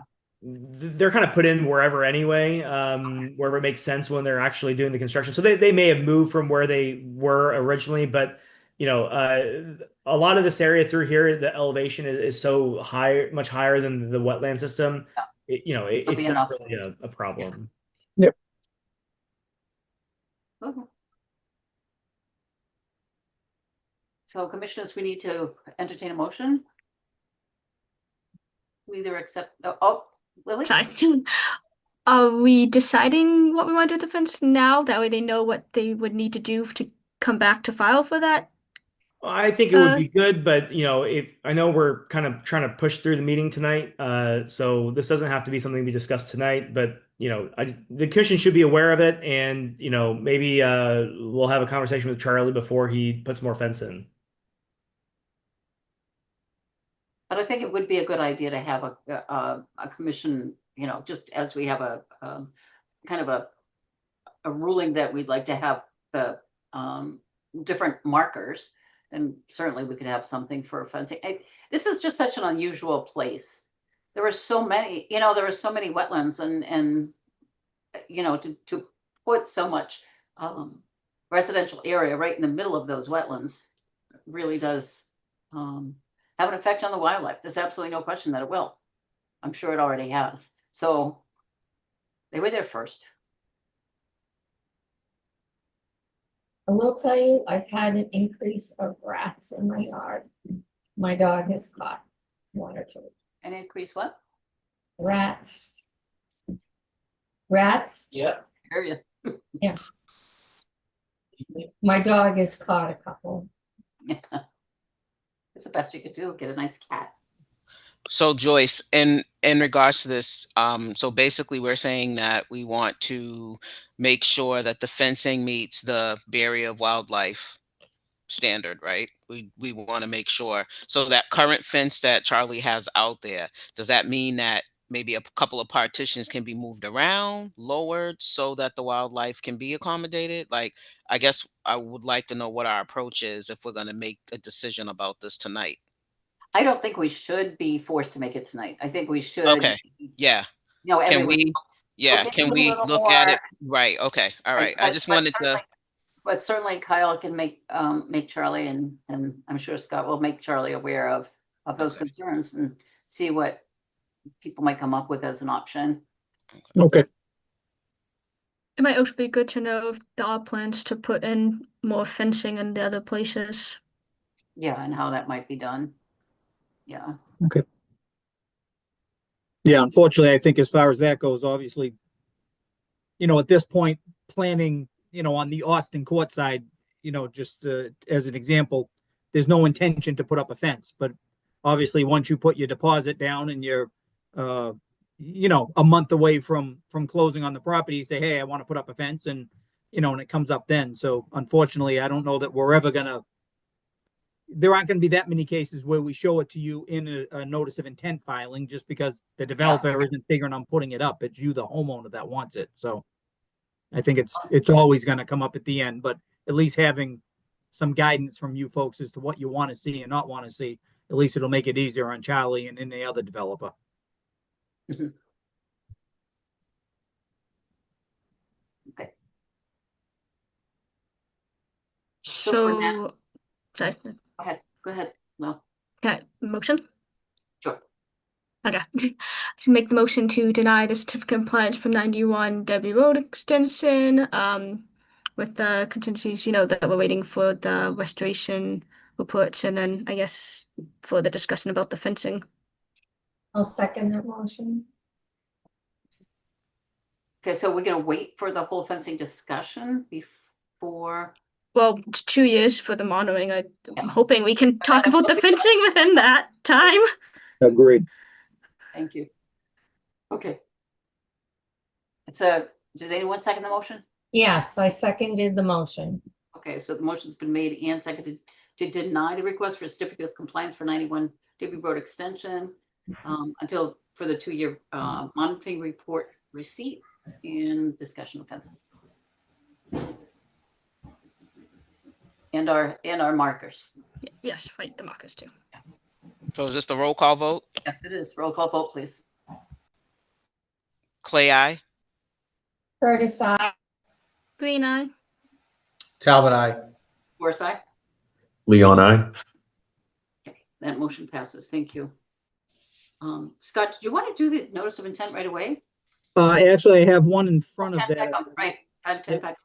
Yep. Thank you, Madam Chair. Sorry. So we have 10 Peckham Ave for you also for certificate of compliance. A lot that was permitted a couple of years ago. I'll see if I can share my screen. Hopefully on this one, Madam Chair. Yep, there we go.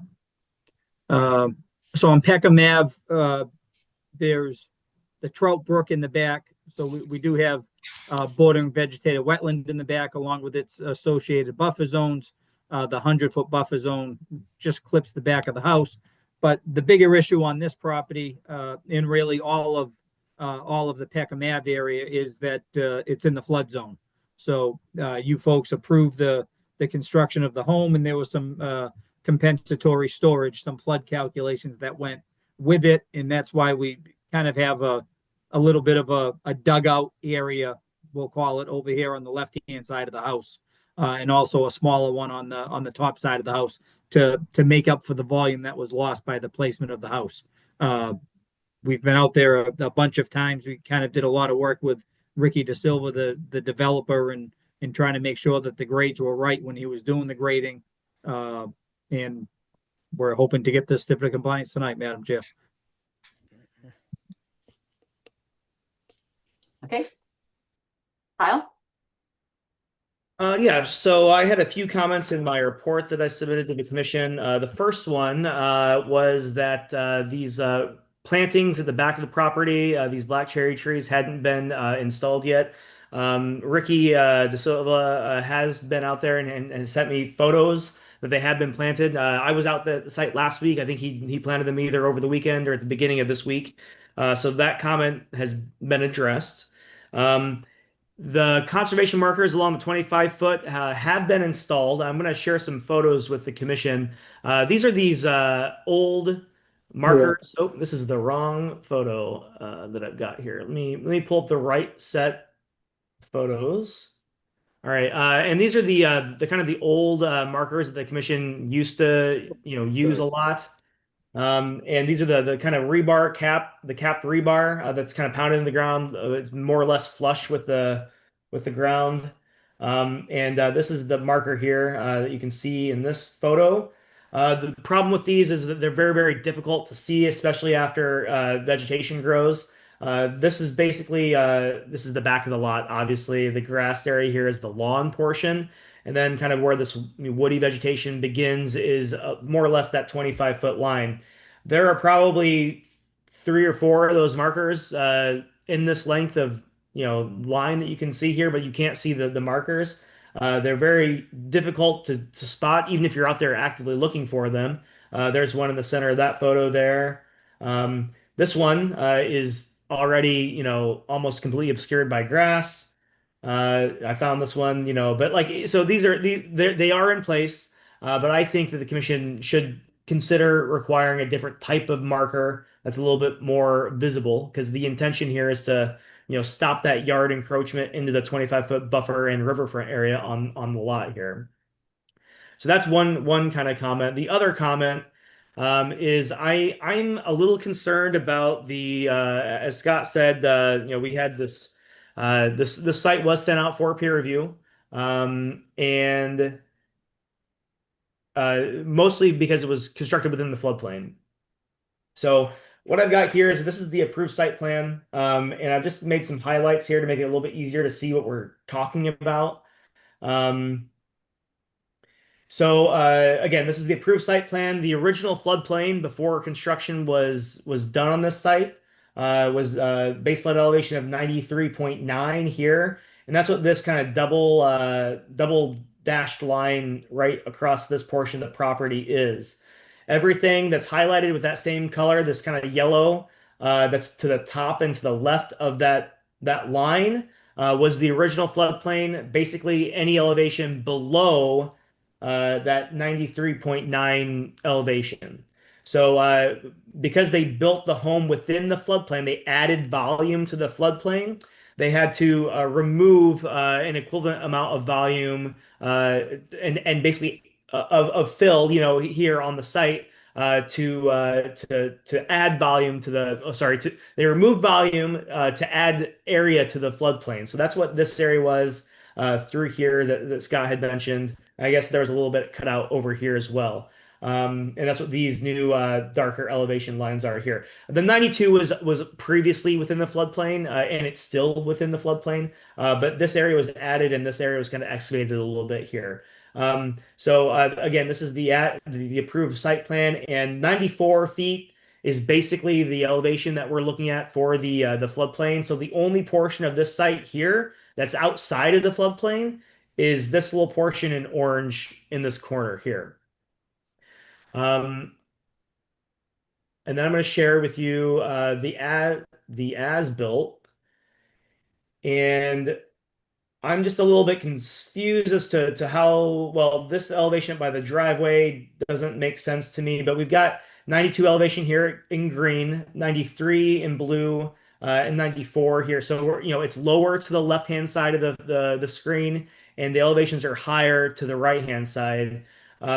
So as opposed to here, where it was just this little sliver of 94 elevation, 94 line here goes here and it cuts around in front of the home, and then I think it loops back around and hits this corner, meaning everything that's outside of this white area is higher elevation than 94 feet. And I'm not sure what's happening at the driveway, because there should be a 93 that goes between the 92 and the 94, and there should be some sort of like 94 plus somewhere. Like, this is 93 to 94 in this white area. 94 to 95 is like where this orange is. 92 doesn't make any sense here. So ultimately, I think, Scott, I'd like to see a revised plan that kind of tells us a little bit more information as to what's happening up here at the driveway. And it appears that there's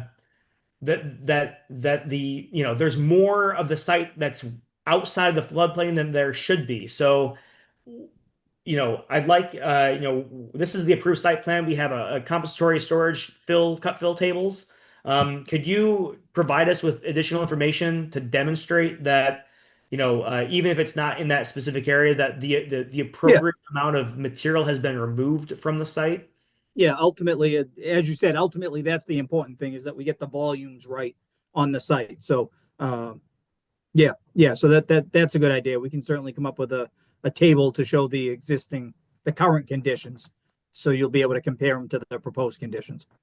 Right. And that was really it. So those two things, so, up to the commission's discretion, we could either continue this, or we could just deny, and they can refile in a month or two when they get all this sorted out. again, my big two concerns are the conservation markers should be more visible, and then just we need the applicant to demonstrate to the commission that the appropriate amount of material has been removed from the site, so the flood storage capacity at the site has not been altered. Commissioners, do you feel like a denial is necessary? If it's conservation marker replacement and then calculations, do you think we would have to go with a denial? Can we just do a continuance? How would you feel about that, Kyle? Oh, Lily, I'm sorry. I had a question. I remember, I think there was something, was there any concern again about the driveway and the approved seemed slightly longer than the proposed? Especially if Yeah, it's thank floodplain? you.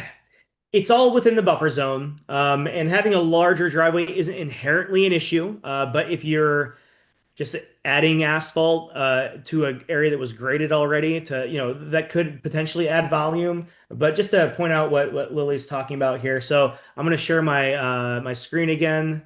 And that it was something that I noted. I don't know that that even made it in my agent report, but so this is again the approved site plan, and this is the driveway that was, I think, already in existence, and basically just large enough for 4 vehicles, front to back here in that area.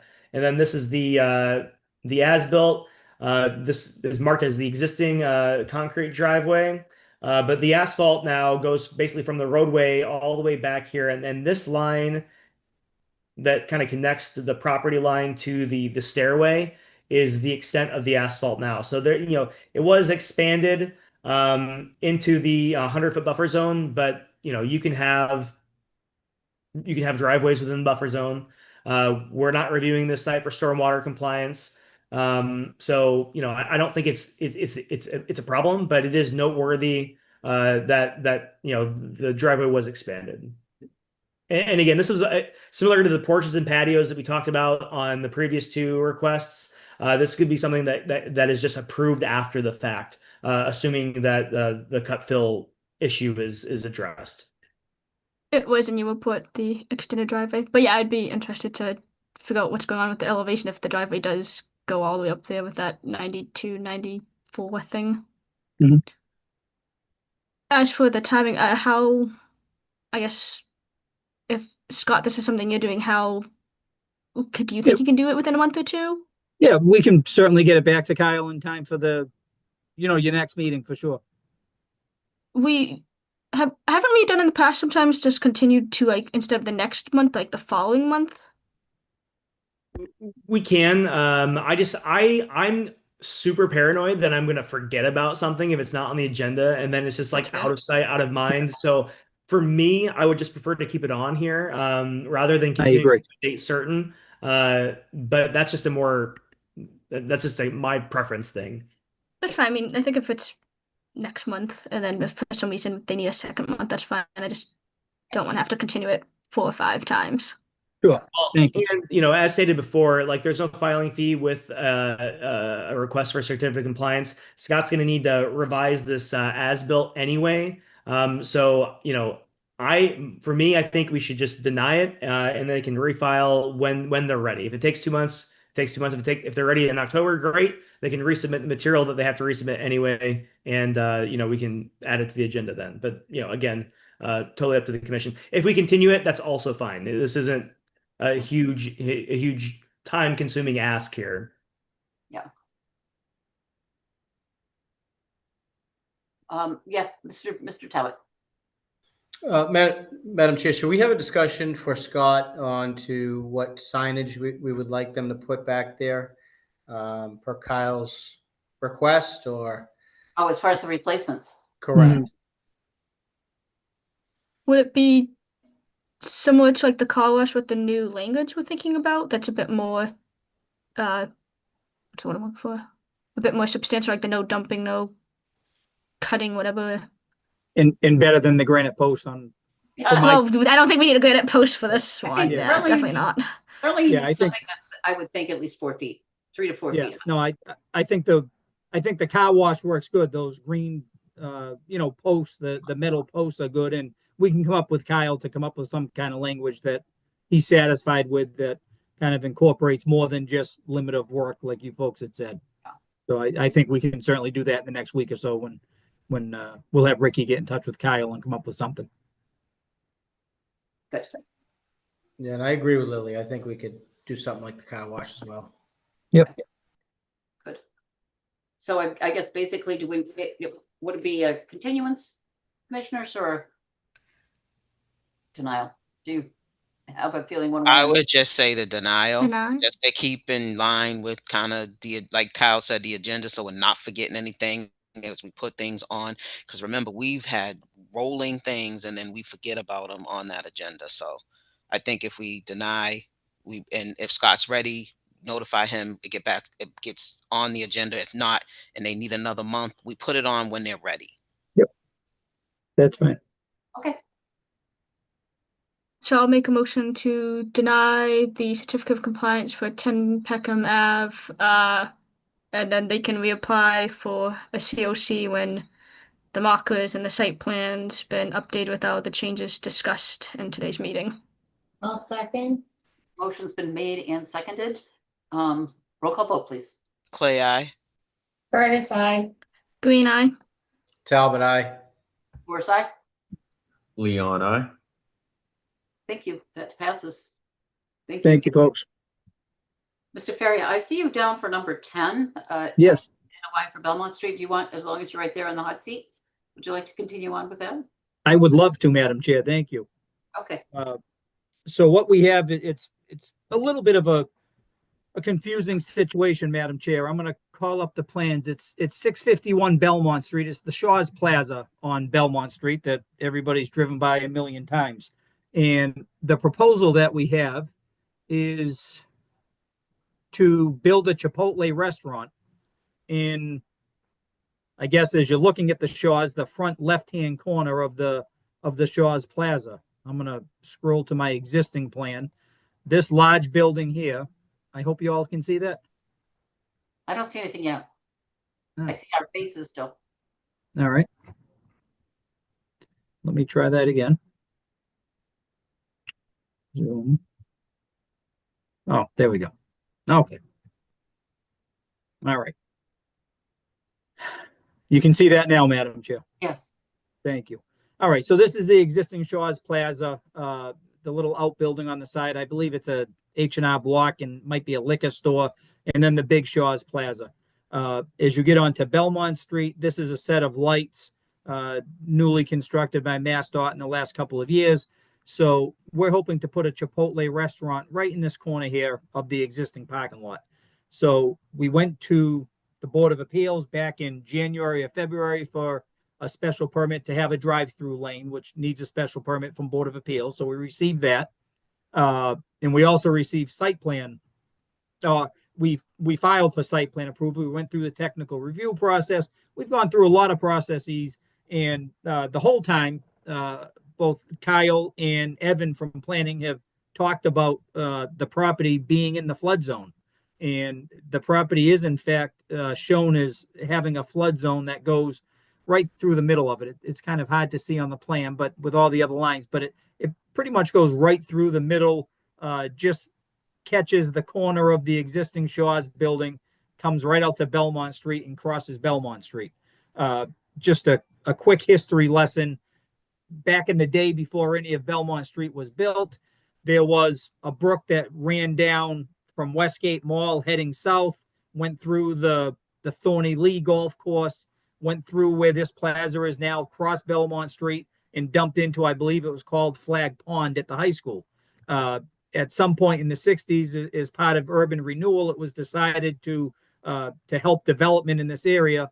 That brook was piped underground. So now there's a series of large drainage pipes, 24-inch and 48-inch pipes that cut through the property. So they basically took that brook that went through the property and put it in a pipe, and it still discharges to the pond that's on the high school campus now. It's much smaller than it used to be. Luckily, you folks weren't around then, and they filled in a whole bunch of the wetlands in the pond, and that's what the high school sits on. So that's what's happened. So all of that work has happened. The plaza's been there now for 50 years. There's never any flooding issues, but FEMA has never caught up with eliminating this from the flood zone now that everything is in pipes and not on the surface. We were of the feeling that in at some point in the 80s, a letter of map amendment was filed by the owners of this plaza. I believe this was the Sears Plaza at the time. The owners at that point filed a letter of map amendment request from FEMA, and it was issued and granted. And in fact, we have a letter dated 2004, I believe, from FEMA that lists this property as having a letter of map change issued. Kyle and Evan both brought up the point that it says that there was a change to the map, but it doesn't show exactly what change it was made. So we're assuming the whole thing was taken out because that works for us and it seems to make sense.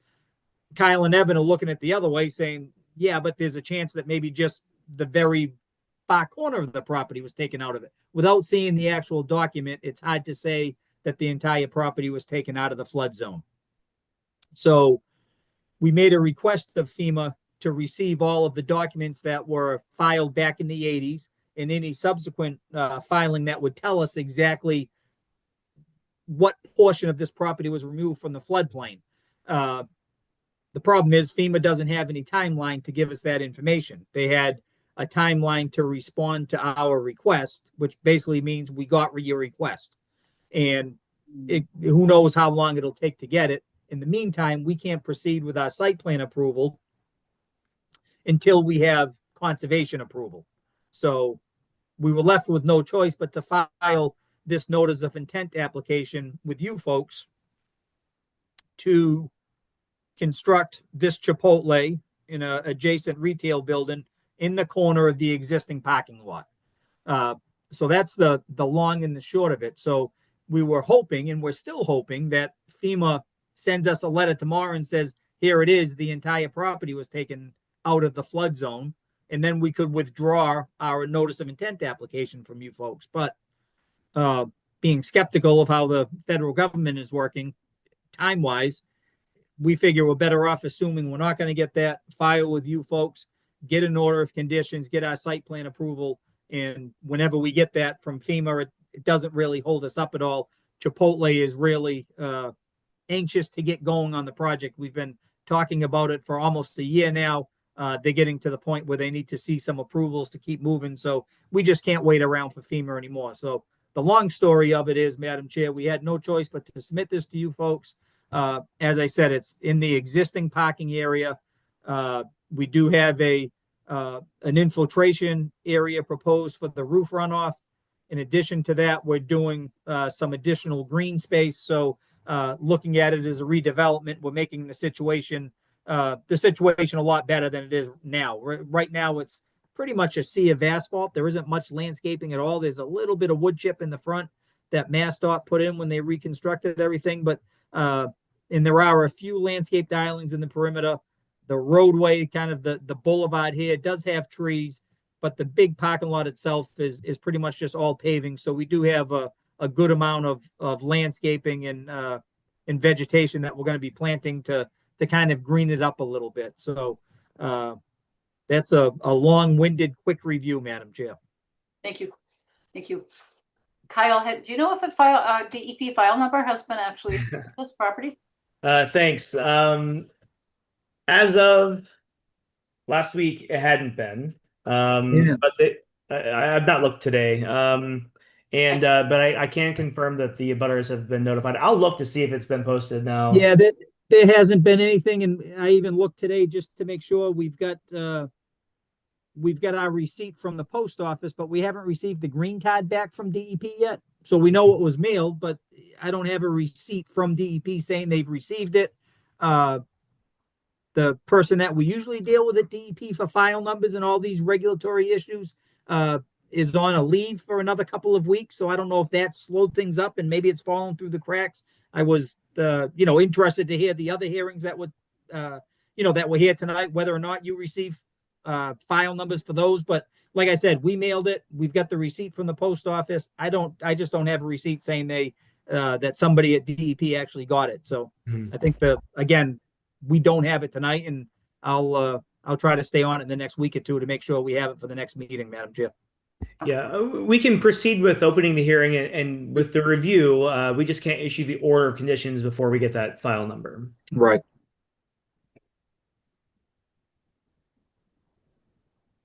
So Kyle, would you like to have a say?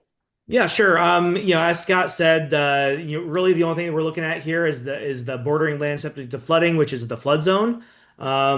There's no open water with 100 feet of any part of this development. We're really just looking at the stormwater and the cut fill calculations, because if they're building within the floodplain, they have to offset that volume added. So that's kind of what we're dealing with here. I do want to say, Scott, I think you're approaching this the wrong way. I think that you should think about this as the commission doing you a favor by doing the stormwater review on behalf of the Stormwater Authority, which is, you know, who knows? This review just got rescinded last month at the Yeah. at the last month's meeting. So I'm not sure when the next stormwater meeting is proposed, but if the commission's doing this stormwater review, the Stormwater Authority won't have to do that. So I did actually email with one of the engineers at Apex about a couple of those jobs that we have been talking about recently, and that the mayor's office was involved in at that same meeting 3 weeks ago that you talked about. And the engineer from Apex did tell me that the North Main Street site had been reviewed already 2 weeks ago and was sent forward to the DPW. And this site has been reviewed, and they're just coming up with their review letter, and she hoped to have it out in the next day or two. So this site has in fact been reviewed by Apex. I haven't seen it. I'm hoping it comes out in a day or two, like she said it would, Kyle.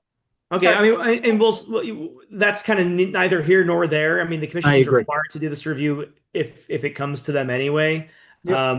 But yeah, the Stormwater Authority, all those votes that, this is kind of a tangent, obviously, but the authority voted in May to permit several projects, and I think this was one of those that got that permit, subject to a stormwater review by Apex sometime down the line. And that vote, along with all those other votes, Scott, were ascended at the meeting that the Stormwater Authority had. It must have been in August. So Okay. I don't know if the authority would then need to, even if these reviews have been completed by Apex, if the authority would need to vote to have them sent out for review officially again anyway. But that's a thing for Pat to figure out. So Yep. you might Okay. want to follow up with him just to make sure your T's are crossed and your I's are dotted. Understood.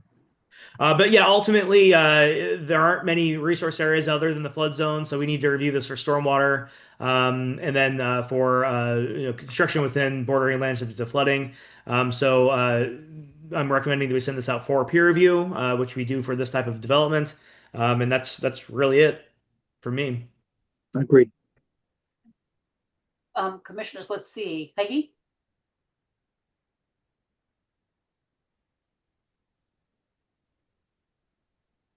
I have a quick question, actually two questions. One's a curiosity. Did they purchase the land from Shaw's, or are they renting it? No, they would have a lease agreement A lease. between the owners of the property and Chipotle. And where is the drive-through starting and then ending? Yeah, it's we would be creating this entrance right here. There's already an entrance here. When you come in off of Belmont Street, this is one of kind of the back, the entrance towards the middle of the parking lot.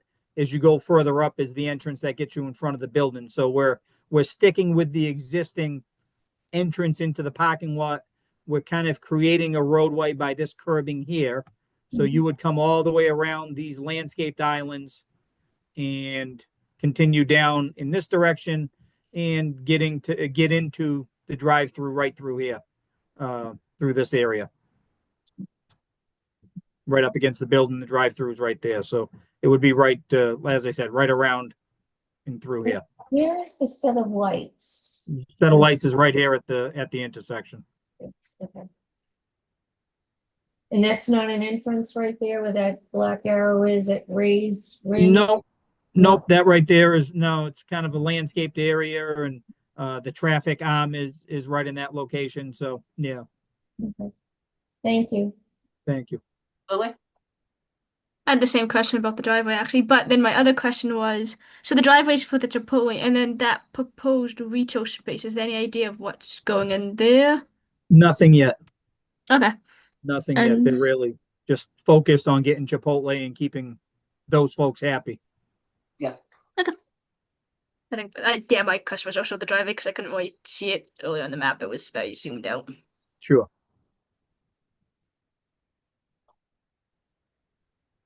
Okay, anyone else?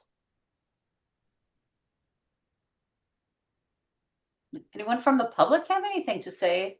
Would you like to speak to Chipotle? I don't see any hands raised, Madam Chair. Okay. So I entertain a motion then to continue and then one to refer to a peer review.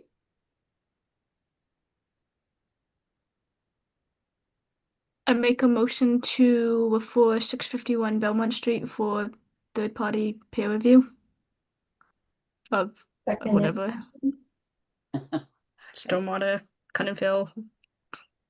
Motion's been made and seconded to refer 651 Belmont Street to third party for review.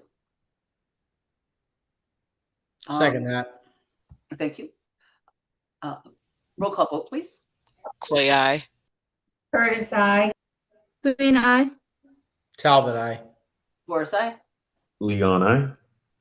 That motion passes. All right.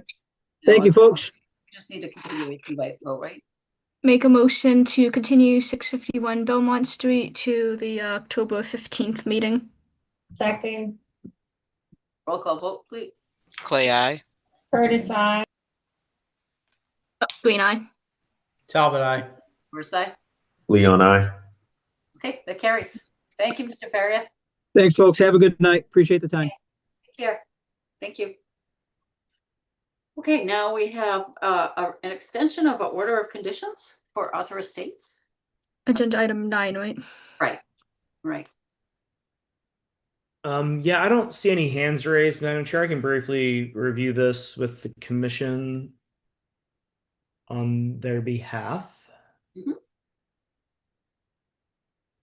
Arthur, this is there are two orders of conditions associated with this development. There was the order for the roadway extension, and then a separate order of conditions was issued for Lot 2 development, which was one of the two lots that are being developed in this area. The Lot 1 is completely outside of the commission's jurisdiction, outside the 100-foot buffer zone, so there does not need to be a specific, order of conditions or anything associated with that. So I'm just pulling up the site plan just to kind of give you guys an idea of what we're looking at here.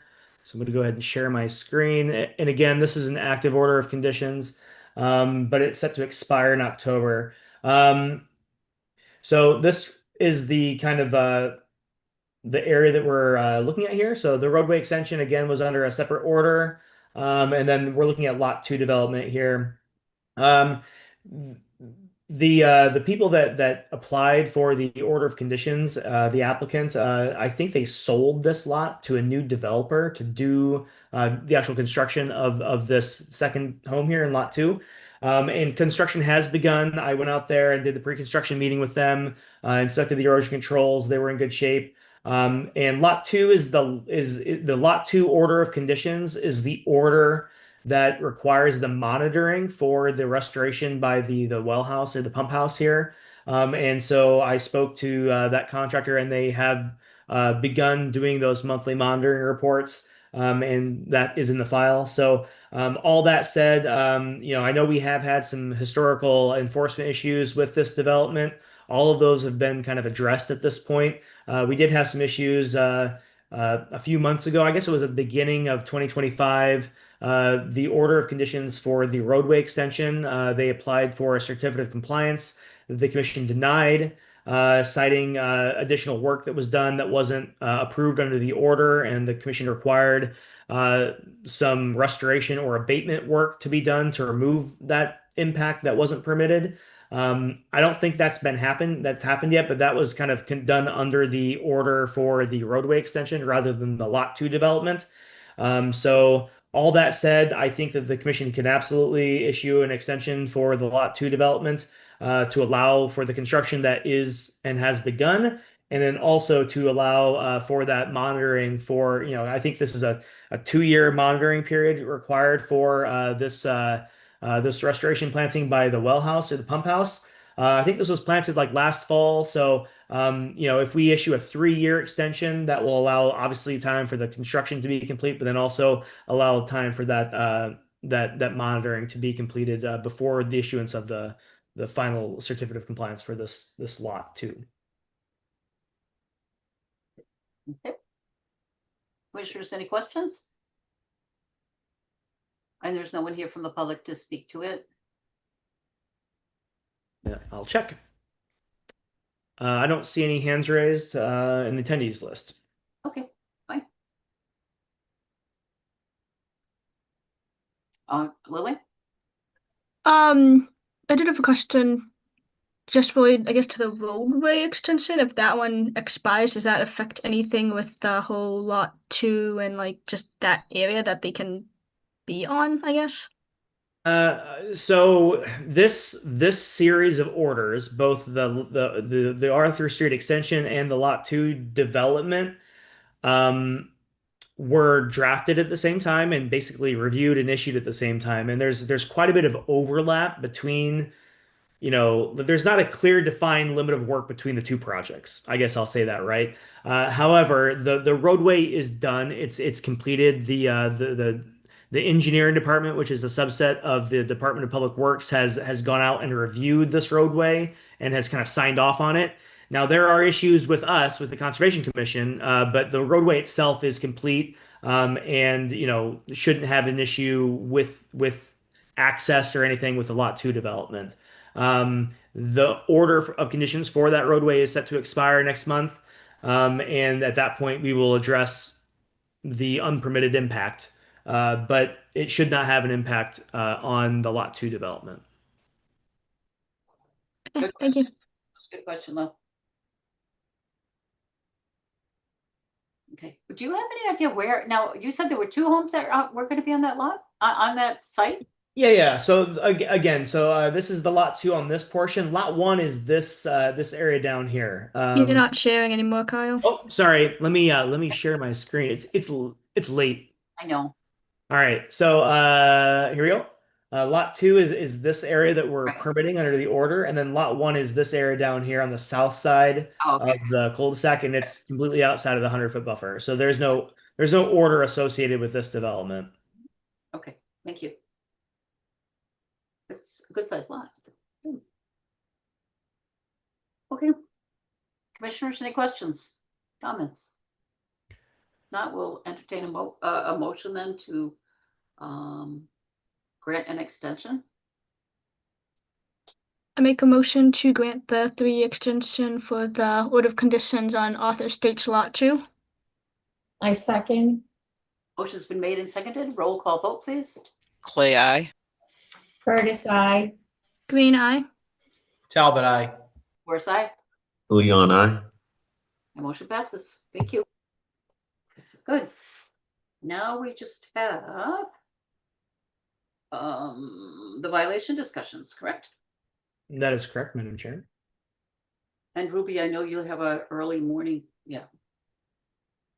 Okay, the first one is 29 Country Club Lane. Yeah, and I think the property owner is here to discuss this with the commission. Again, before I promote Raul Alfonso, who's the property owner, I just want to reiterate that the discussion tonight is to decide the path that the commission wishes to take to move forward with this enforcement. Obviously, we can hear from the property owner, but the goal is to decide how we're going to approach this enforcement issue. So I'm going to go ahead and promote Raul. I've got a site plan that I can share just to remind everyone what we're looking at here. Let's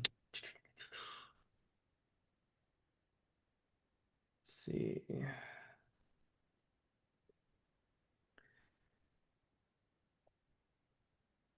And okay, so we discussed this last month as well. And at the meeting last month, we kind of came to an impasse and we were uncertain how to proceed. There are kind of two separate violations on this lot that we're looking at here. What we're looking at here is the plan of record associated with 29 Country Club Lane, the construction of this residential development. Hi, Raul. Hello, good evening, sir, and everybody. Hello. So, Raul, I'm gonna kind of do an overview real quick, and then we will allow you to speak in a few minutes here. So, on the plan that you see here on the screen this is the plan of record, and again, just to kind of review what work was proposed, the existing wetland line is this bold line with these dots. These are the wetland flags. It's kind of shaped like a hook. It comes up over here, and then comes back down over this in this area. Obviously, there's the home was constructed within that original wetland delineation. To build within the wetland, you have to do wetland replication at minimum a 1-to-1 wetland replication. So I'm sure this plan was originally in color. It's very kind of hard to see the differences between these areas now, but this white area and this kind of white triangle here were originally wetlands and should have remained wetland. This dark patch that's kind of right next to the home is area that was impacted and kind of removed from the wetland area. So this would be lawn or whatever. And then these two areas up here, this kind of bowl-shaped area here, half circle, and this triangle down here are the wetland replication areas that would have been regraded, excavated down, so the soil elevation was correct, and kind of tried to convert into a wetland with wetland plantings and so forth. So that was what was proposed. Again, we kind of talked about there were two violations. Last year in October, the commission issued an enforcement order. The property owner was doing some clearing and they were trying to, set up some things in their backyard, a fire pit, whatever. But they were doing impact to the wetland, so the commission issued a stop work order and required that they restore this wetland. Raul's been working with Ken Thompson, who we all spoke with earlier today, about developing a restoration plan for the wetland. And when Ken was doing that work, he noted that that there's been additional encroachment into the wetland. So we've got a couple documents that Ken submitted over here. And I'm going to kind of toggle back and forth between these two. So this is what Ken was proposing, but I want to toggle back to what should have been. There's this angle here that should have been original wetland that I think was impacted. That would have been kind of right through here. That's not shown on this kind of restoration. This restoration plan is not complete. Ken saw that there was an issue and then stopped and was looking for guidance from the commission. So what we're seeing here is that there's been additional encroachment into the wetland, and we're trying to determine how to move forward with this because it seems that obviously the homeowner bought this property. They weren't the contractor or the developer who did this, and so the home and this back patio, which just to note is not included on the plan of record. The reason that patio is there, I think, is because instead of following the plan, which had significant grade changes from the roadway, a pretty steep elevation decline back towards the wetland in the back, they decided to raise all this area up in the side yard and the front yard, so they have a relatively flat side yards on both sides, and then they have this kind of patio slash retention area here in the back to allow for a relatively flat side yards, and then there's a elevation change over here and over here, by the retention wall. So Look at how far it is. ultimately, we spoke last month about how to proceed with this, abatement and restoration. Because it appears that there's been additional encroachment into the wetland and that there may be some additional work required on the patio. And the thing that was brought up last month is, should we issue one enforcement order to the property owner, expand the existing enforcement order, add new language to encapsulate the additional encroachment, or should the commission entertain issuing a second enforcement order to the contractor who is responsible for doing this work. I guess one final note is that the work was originally permitted. We have a plan of record. They received an order of conditions. However, after the order was issued, the contractor never came back to the commission to apply for a certificate of compliance.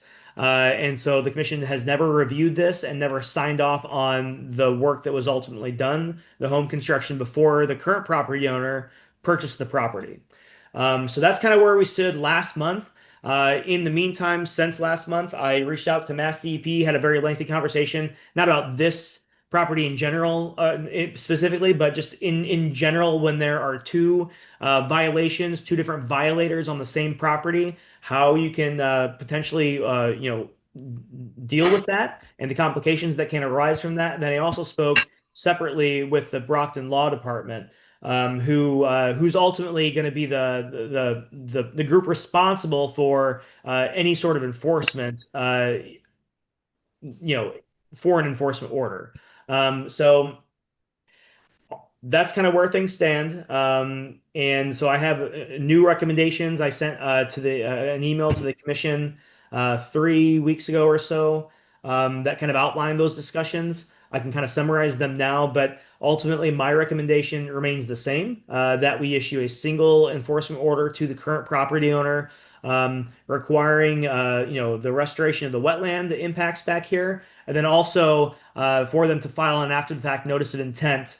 This would be the new language, requiring them to file an after the fact notice of intent to permit any modifications to the approved site plan, and anything that cannot be permitted because it doesn't meet the performance standards would need to be then incorporated in whatever restoration plan that will be put forth as part of the notice of intent filing.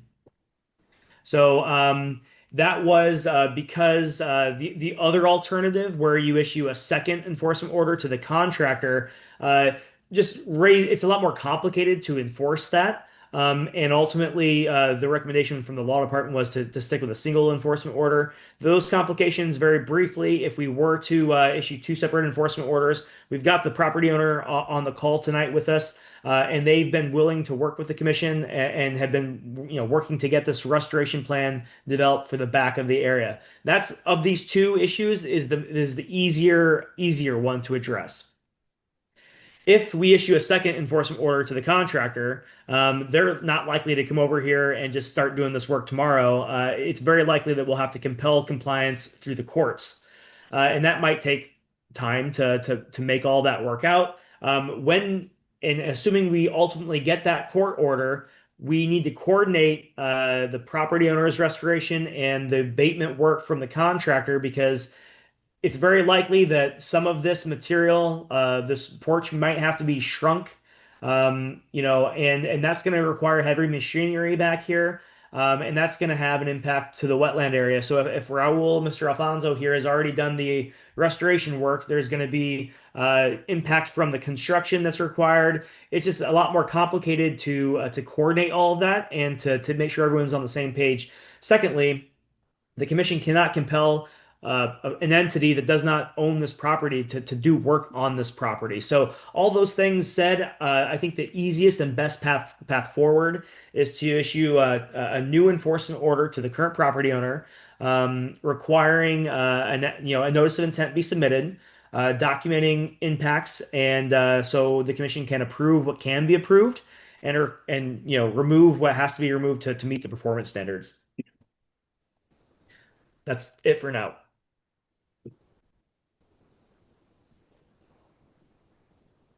So you will reissue another enforcement order and then request the NOI as well. That would be the new additional language. The existing enforcement order really is just looking at restoration of the impacted wetland area back here. Right, which was the original one. Yeah.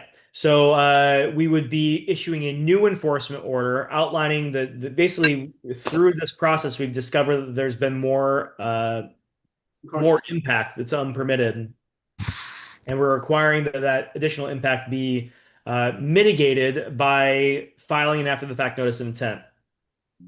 That would allow the homeowner to keep the porch and patio as much as they can, but any area that's beyond that approved limit of work. So let me just take another step back. There's been additional wetland impacts because you can see the patio is several feet beyond the limit of work, to the left-hand side of this area. This line here was the limit of work. And then also keep in mind that there's this hook of wetland that came out through here. I don't know if you can see my cursor originally, that looks to have been completely filled in, this portion right here. So all of that said, there's been much more impact to the wetland than was originally permitted. Uh, this home was allowed to be constructed under the assumption that all wetland impacts would be replicated or would be offset by wetland replication in a 1-to-1 ratio.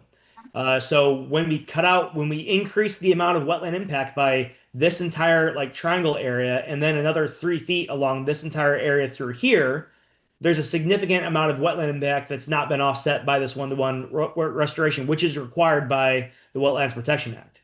So what we need to do now is have them file an after the fact notice of intent. We'll keep as much of the porch and patio as can be kept, and we need to reestablish these wetland areas through here and through here, at minimum. And so the after the fact notice of intent will allow us to determine the extent of impact and to appropriately replicate those wetland areas, which is required by the Wetlands Protection Act.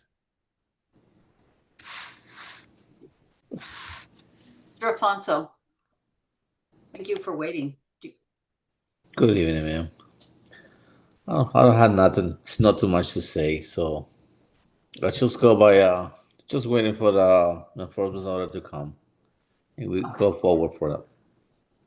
Okay, thank you so much for your cooperation, truly. Thank you. Commissioners, any questions? We should ask if I have a question. there has to be a sign. Put your hand Should up. ask them if there has to be a sign there. I don't know. Yeah. You have a question?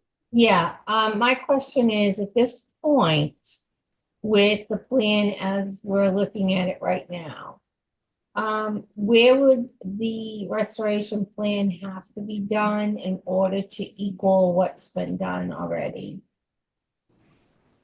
Yeah, so I'm going to go back to the approved plan, and I think Raul, I kind of heard you speaking in the background, and I'm going to address, I hope, that question as well here. It's my assumption that because the commission never received a request for a certificate of compliance, that I don't know that the wetland replication had ever even been done to begin with. The commission never confirmed that these wetland replication areas were ever replicated. But Commissioner Curtis, to your point, this area here and this triangle here were originally the areas that were supposed to be converted into wetland areas. But again, I don't know that those were converted. From this plan, it looks like there's about 3 or 4 feet of encroachment along the entire length here. And then there's this whole hook that on the approved plan, this white area here, that was originally wetland and should have stayed wetland, but it looks like that was impacted here as well. So, to what Mr. Alfonso was speaking with someone else there, and the mic picked up, they were asking about signage. And because based upon previous discussions with Mr. Alfonso, he was not aware that this area was protected in any way at all.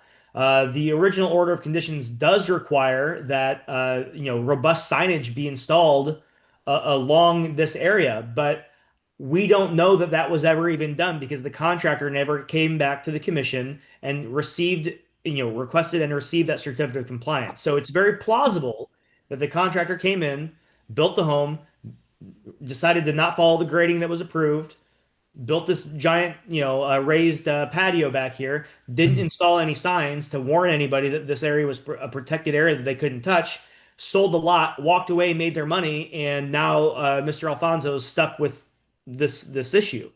And that's certainly problematic, and certainly I would think grounds for some kind of a civil suit against the contractor or the developer who did this. But ultimately, this area would need to be converted back to wetland. We'll need to confirm that this triangle and this patch up here were originally restored or were originally installed as wetland replication areas. And if they weren't, they need to be. And then we need to address this kind of hooked out area here that was originally wetland, this white patch that would be kind of right through here that was obviously impacted that doesn't show up on this plan here.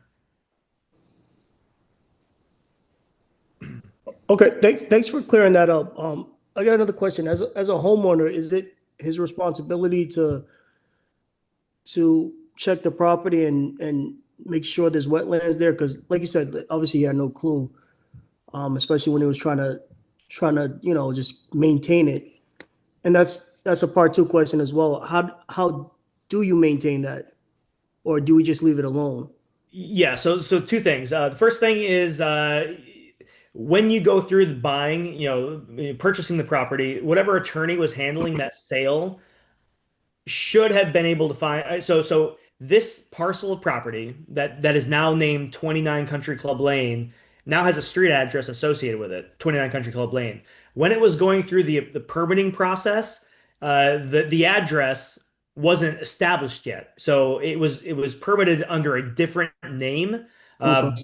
That's part of the confusion here. The order of conditions is a permit that the Conservation Commission issues allowing work to be done within a jurisdictional resource area. The developer did receive that order of conditions, that permit, and that order of conditions is required to be recorded at the Plymouth County Registry of Deeds. And in this case, it was recorded at the Plymouth County Registry of Deeds. So this document is officially recorded. It's there. It is attached to this parcel, but it's not attached to necessarily to the name 29 Country Club Lane. So it is a little difficult to find, which is unfortunate. But theoretically, the attorney that handled the sale should have made, the buyer aware that this order was in existence, and this order has rules and regulations of what can and can't be done. As far as maintenance of the actual wetland, nothing. You just don't touch it ever. Like once this is all done and everything, and you're done with the commission, and we've handled all this restoration, you just never touch it. You just leave it alone. Okay. Copy that. Thank you.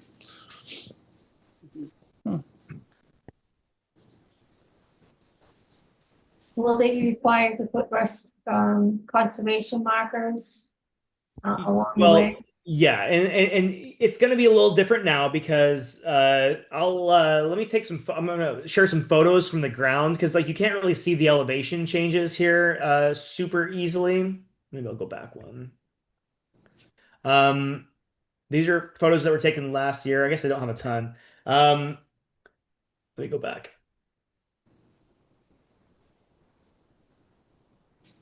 So this is the kind of the back patio area, and they've got these retaining walls here, because there's this big elevation change. That was not a part of the approved plan. Obviously, we're gonna work with them as much as we can to keep as much of that as we can, and we're gonna keep that grade change as is.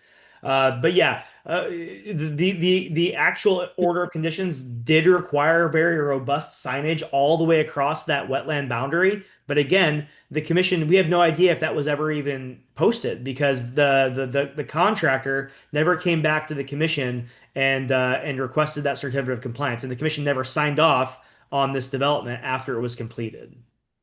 Mr. Alfonso, how long have you owned the property? Since 2019, man. 2019. Yeah, That's correct. And you were the first property owner, right? You purchased this from the developer or the contractor? That's correct. Yeah. Okay, thank you. Mr. Alfonso, when you purchased that home, was the concrete patio and the retaining walls already there? That's correct. Yes, sir. Okay, thank you.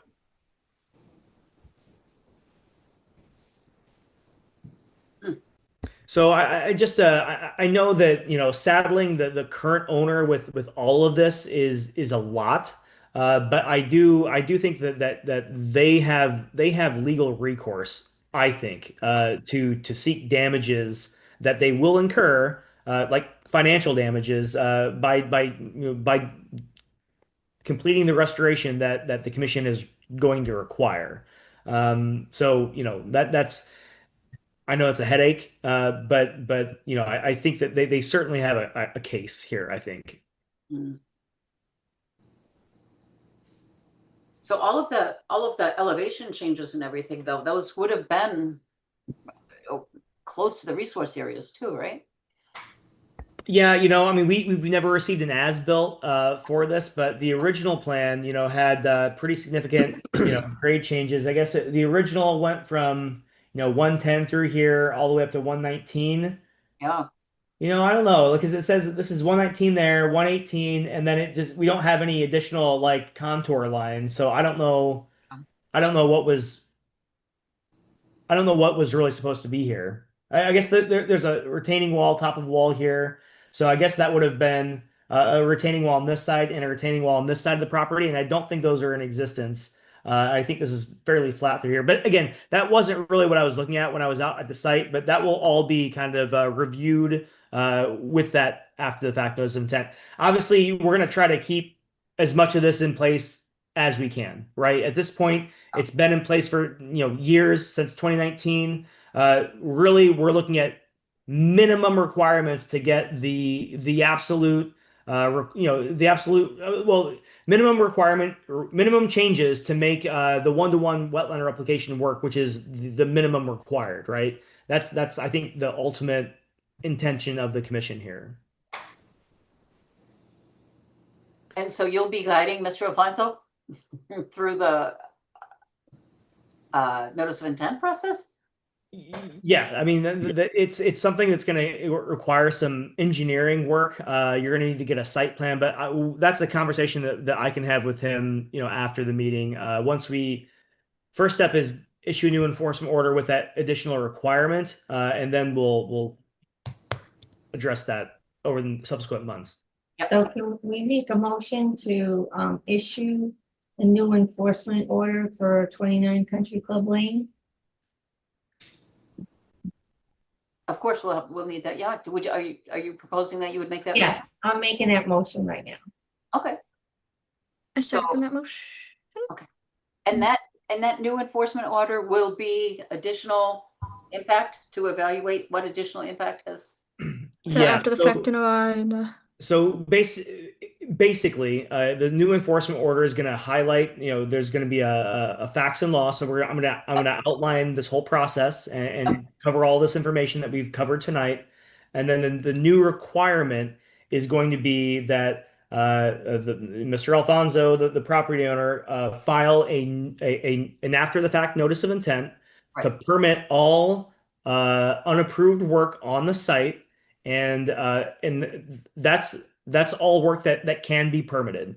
Any work that cannot be permitted will require restoration, and we'll tie that restoration bit into the restoration that we were requiring for this area that they were kind of digging around a little bit back here, last year. So anything that can be permitted will be, and anything that can't be will be required to be restored. It is basically how the order is going to read. So having the after the fact notice of intent is in fact written into the enforcement order. Yes, and the reason we're doing that rather than just issuing an enforcement order requiring abatement work is because some of this stuff can potentially be permitted.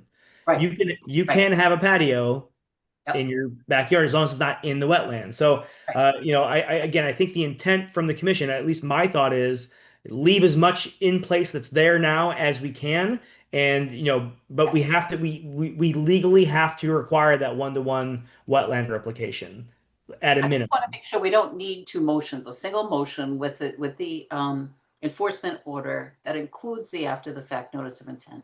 That is correct, Madam Chair. One motion. That's fine. Do you want me to rescind my former motion and make a different motion?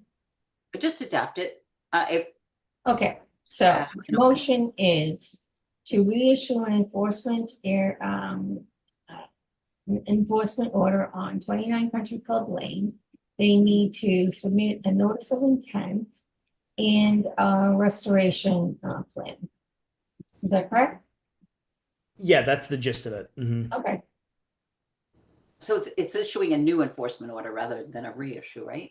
Yeah, Is that's correct. the first one A is new still in enforcement order. yes, that's what I said. Issue a new enforcement order and requiring the client to submit a notice of intent after the fact, 29 Country Club.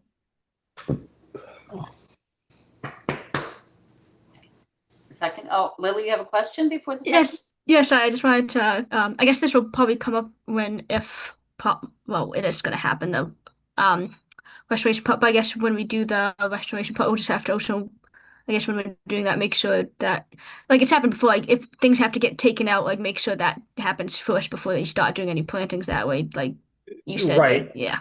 All of this will be included under that notice of intent because, like, Okay. to do work, like within the wetland, it's going to be permitted under the notice of intent. Ultimately, the goal here would be to issue an order of conditions that includes a restoration plan that has a sequence and schedule of the construction or the demolition that's required, the restoration work, and all of those things would be under that notice of intent filing, Okay. and then covered under that order of conditions.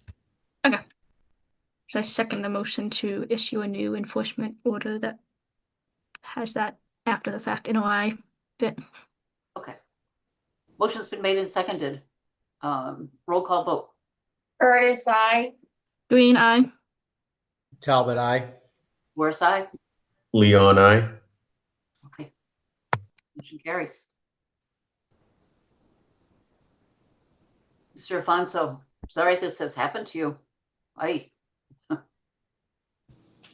Well, what can I do? I know.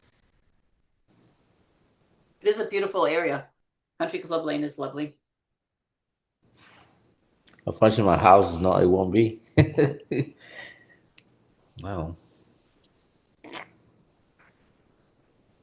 Okay. So I believe that's it for Country Club Lane, right? Yes, ma'am. And now just 58 Trout Street, rather. Yep. Thank you, Mr. Alfonso. Have a lovely evening. Okay, to everybody, so good Bye-bye. night. Good night, everybody. Get in touch again. Ciao.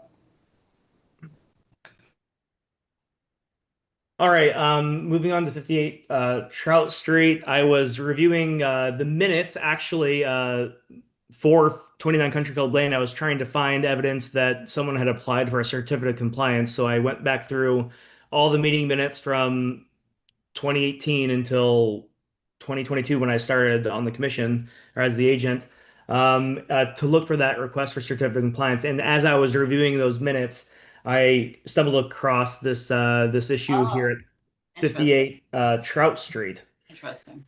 So that was brought to my attention. This is originally an issue that was brought to Agent Shave, my predecessor's attention when she was a member of the Quality of Life Task Force, which is a group of various different departments in the city of Brockton, Special Services, Fire, Police, Health Department, things like that. And we try to address issues that are kind of beyond the scope of any individual department. And at that point, the Quality of Life Task Force deferred this issue to Agent Shave.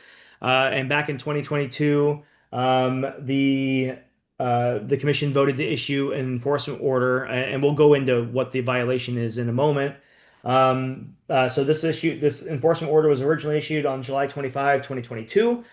For unpermitted construction within bordering lands subject to flooding or the flood zone and potentially impacting a wetland area. This was right before Agent Shave, left her employment with the city, and right before I came on board. And this is just one of those things that kind of fell through the cracks and never had any movement on. So ultimately, again, I'll go over the violations here in a moment. But ultimately, my request tonight from the commission is to basically just reissue that enforcement order that was issued in 2022 with new dates, new signatures, and new timetables with the same amount of time. So, like for example, I don't know what the actual timetable was, but if the original order gave them 3 months to do X, Y, and Z, we'll give them 3 months from the issuance of the new order, and that's basically the extent of the ask tonight. I will share a couple maps here. So this is off Mass Mapper, and I've pulled up 58 Trout Street. And so what we've got here, I've got several different layers. This solid turquoise is the flood zone, FEMA flood zone, and we've talked about this several times tonight. But any construction or filling or work within the floodplain, you have to demonstrate that you're not altering the flood storage capacity of that area. The reason is because if you build a building here, that building occupies space, it occupies a volume, and it displaces water that could otherwise have been stored there, and that causes flooding elsewhere. So the intent is to not change the floodplain and make this house flood because somebody up here built a huge condo or whatever, right? So any work within the floodplain, you have to demonstrate you're not changing the flood storage capacity of that area. And then secondly, there's this textured turquoise area back here is a wetland that the state thinks exists, and obviously there's a huge wetland system back over here. So those are the two concerns that we've got. Ultimately, I'm going to turn these layers off real quick so we can kind of see the area in question here. 58 Trout Street is this parcel here. The same property owner, and I think he is on the line. I'll promote him to a panelist here in a moment. And they own this parcel, 58 Trout Street, and this parcel in the back over here. The concern is they've kind of fenced in this large area back here and expanded their yard space. Currently, there's a pool back here, a fire pit. They've got some vehicles stored and just miscellaneous things back here. But ultimately, any work that's done here, any project that's proposed, any development, including just an outdoor space like this, does require a notice of intent from the commission. And that is what the enforcement order that was issued in 2022 required, that the homeowner file a notice of intent to the commission to permit anything that is permittable. Anything that's not permittable needs to be restored. It is very similar to what we just did with 29 Country Club Lane and the enforcement order that we issued last month of 219 Bellevue Avenue. The work's already been done. They need to demonstrate to the commission that this work was done in accordance with to the performance standards of the Wetlands Protection Act. If they cannot demonstrate that, then they will be required to restore the area and to mitigate that impact. So that's kind of an overview here. I'm willing to answer questions. I'm going to go ahead and stop sharing for a moment and promote. I think I'm not sure. The property owner was the first individual to raise their hand this evening, but that was 3 hours ago, so they may not have made it here. Hi guys, I'm still here. Oh, still in. Okay, great. I didn't- wasn't looking at the participants. I was looking at the attendees. So that's ultimately the issue. I know that I sent you a violation letter after the site visit that I conducted last month, kind of inviting you to this meeting and letting you know that I was going to recommend that the commission reissue that enforcement order. And so that's kind of where we are now. If you've got any comments, you're welcome to speak to the commission through the chair, and I'll stop talking now. Thanks. Yep. No, be honest, like I'm here almost 2 hours, 3 hours. Actually, I learned a lot today, especially like the previous address. Basically, we almost got the same issues. I learned a lot about the land. You know what I mean? Like before you buy the property, you need to know what's going on in the back. It's not just. I learned a lot, so I'm open to whatever we can do to get fixed, to get address these issues. We like since 2022, we didn't finish. Actually, today this meeting here, it's a very clear. Kyle, you're doing very good job. Like explain and help with the community. All you guys doing very good job. So it's a total different with the other meeting previous and the 2022. So I'm open to, do anything. We can address these issues and then learn. And then if I have to, like the pool, I just put that for my kids like last year. I mean this year, not even like a 2 months. I didn't know this type of pool. Now you have to put a permit. I thought like it was just in-ground pool. I mentioned like in the 2022 and the future, I would like to do some like backyard construction, like legal. You know what I mean? But whatever we can do, I'm all for it to fix, to take care. Mhm. So you did own that property in 2022. How long have you owned that property, Mr. P? Since 2019. 2019. Yeah. Okay. It's because where it is and because it's within the floodplain that it limits what you can do.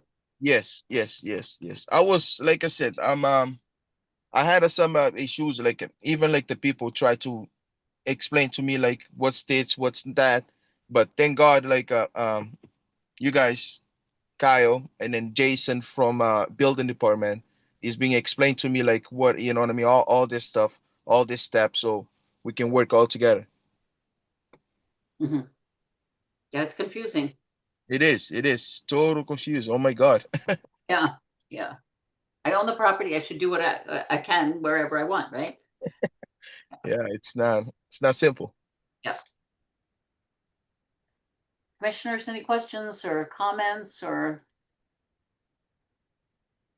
Oh, by the way, let me just mention this. So the day you guys, Kyle, the day you guys walk here and then do the inspection, I was not here. My wife, she was here. You guys left the card. So my wife reached out to me. I was driving actually on my truck, so I stopped, try call Kyle, but you was not in the office, and then I called Jason, the building department guy. I talked to him, reached out to him. He kind of gave me some feedback what I'm supposed to do, like the pool. I had a water. He told me, take the pool out because you don't have a permit. So next day I take care of that. And then I call Kyle. We talk about, I let him know. I already talked to Jason. I already take the pool down. And then the fireplace, the small fireplace, the one in Walmart, the firefighter, I think, mentioned about it's not like a good feat. It needs to get more. Something he mentioned something about that, so I already take it off. So I'm trying to do my best. So whatever I need to know, what's the next step, what I can do to get this thing resolved. Right. And that's ultimately kind of why.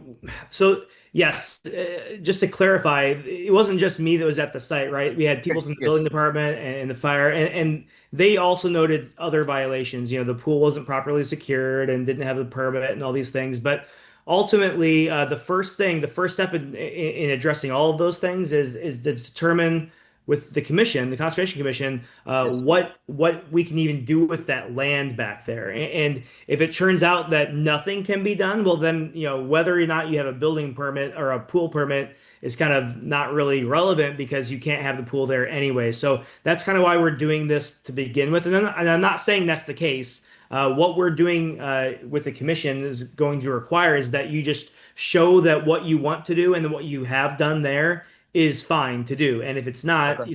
then we'll address that, right? Okay. So yeah, I think it's don't use the pool until we get a pool permit.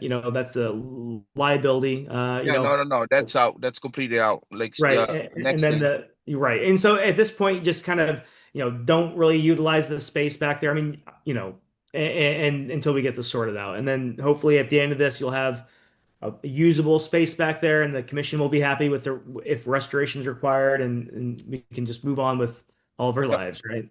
Yep. Okay. So the motion then would be to reissue the same enforcement order that was issued in 2022, correct? That is correct, Madam Chair. I'll make a motion to reissue an enforcement order, as the same as the last one in 2022. I second that motion. Motion's been made and seconded. Roll call vote, please. Curtis, I. Green eye. Talbot, I. Horace, aye. Leon, I. Okay, so that motion passes. So you will reissue that this week, Kyle? Yeah, I'll try to get that out before Friday. Good. And Mr. Pino, you will get a copy of that again, and Kyle, I'm sure, will be able to help explain it to you. Yes, So that way you will be able to understand exactly what's required. understood. Okay, thank you so much for showing up and for having such great patience. No, no, no. Actually, I always needed that to learn more. So, I know, it is a lot to learn. yep. Thank you so much. You guys have a good Okay. night. Thank Take you. care. Thanks, you too. Bye-bye. I make a motion to adjourn. Second that motion. My third. I know. Okay, Good everyone luck. have a good week. Bye-bye. See you next All right, month. thanks everyone. Okay, Okay, bye. bye. Bye.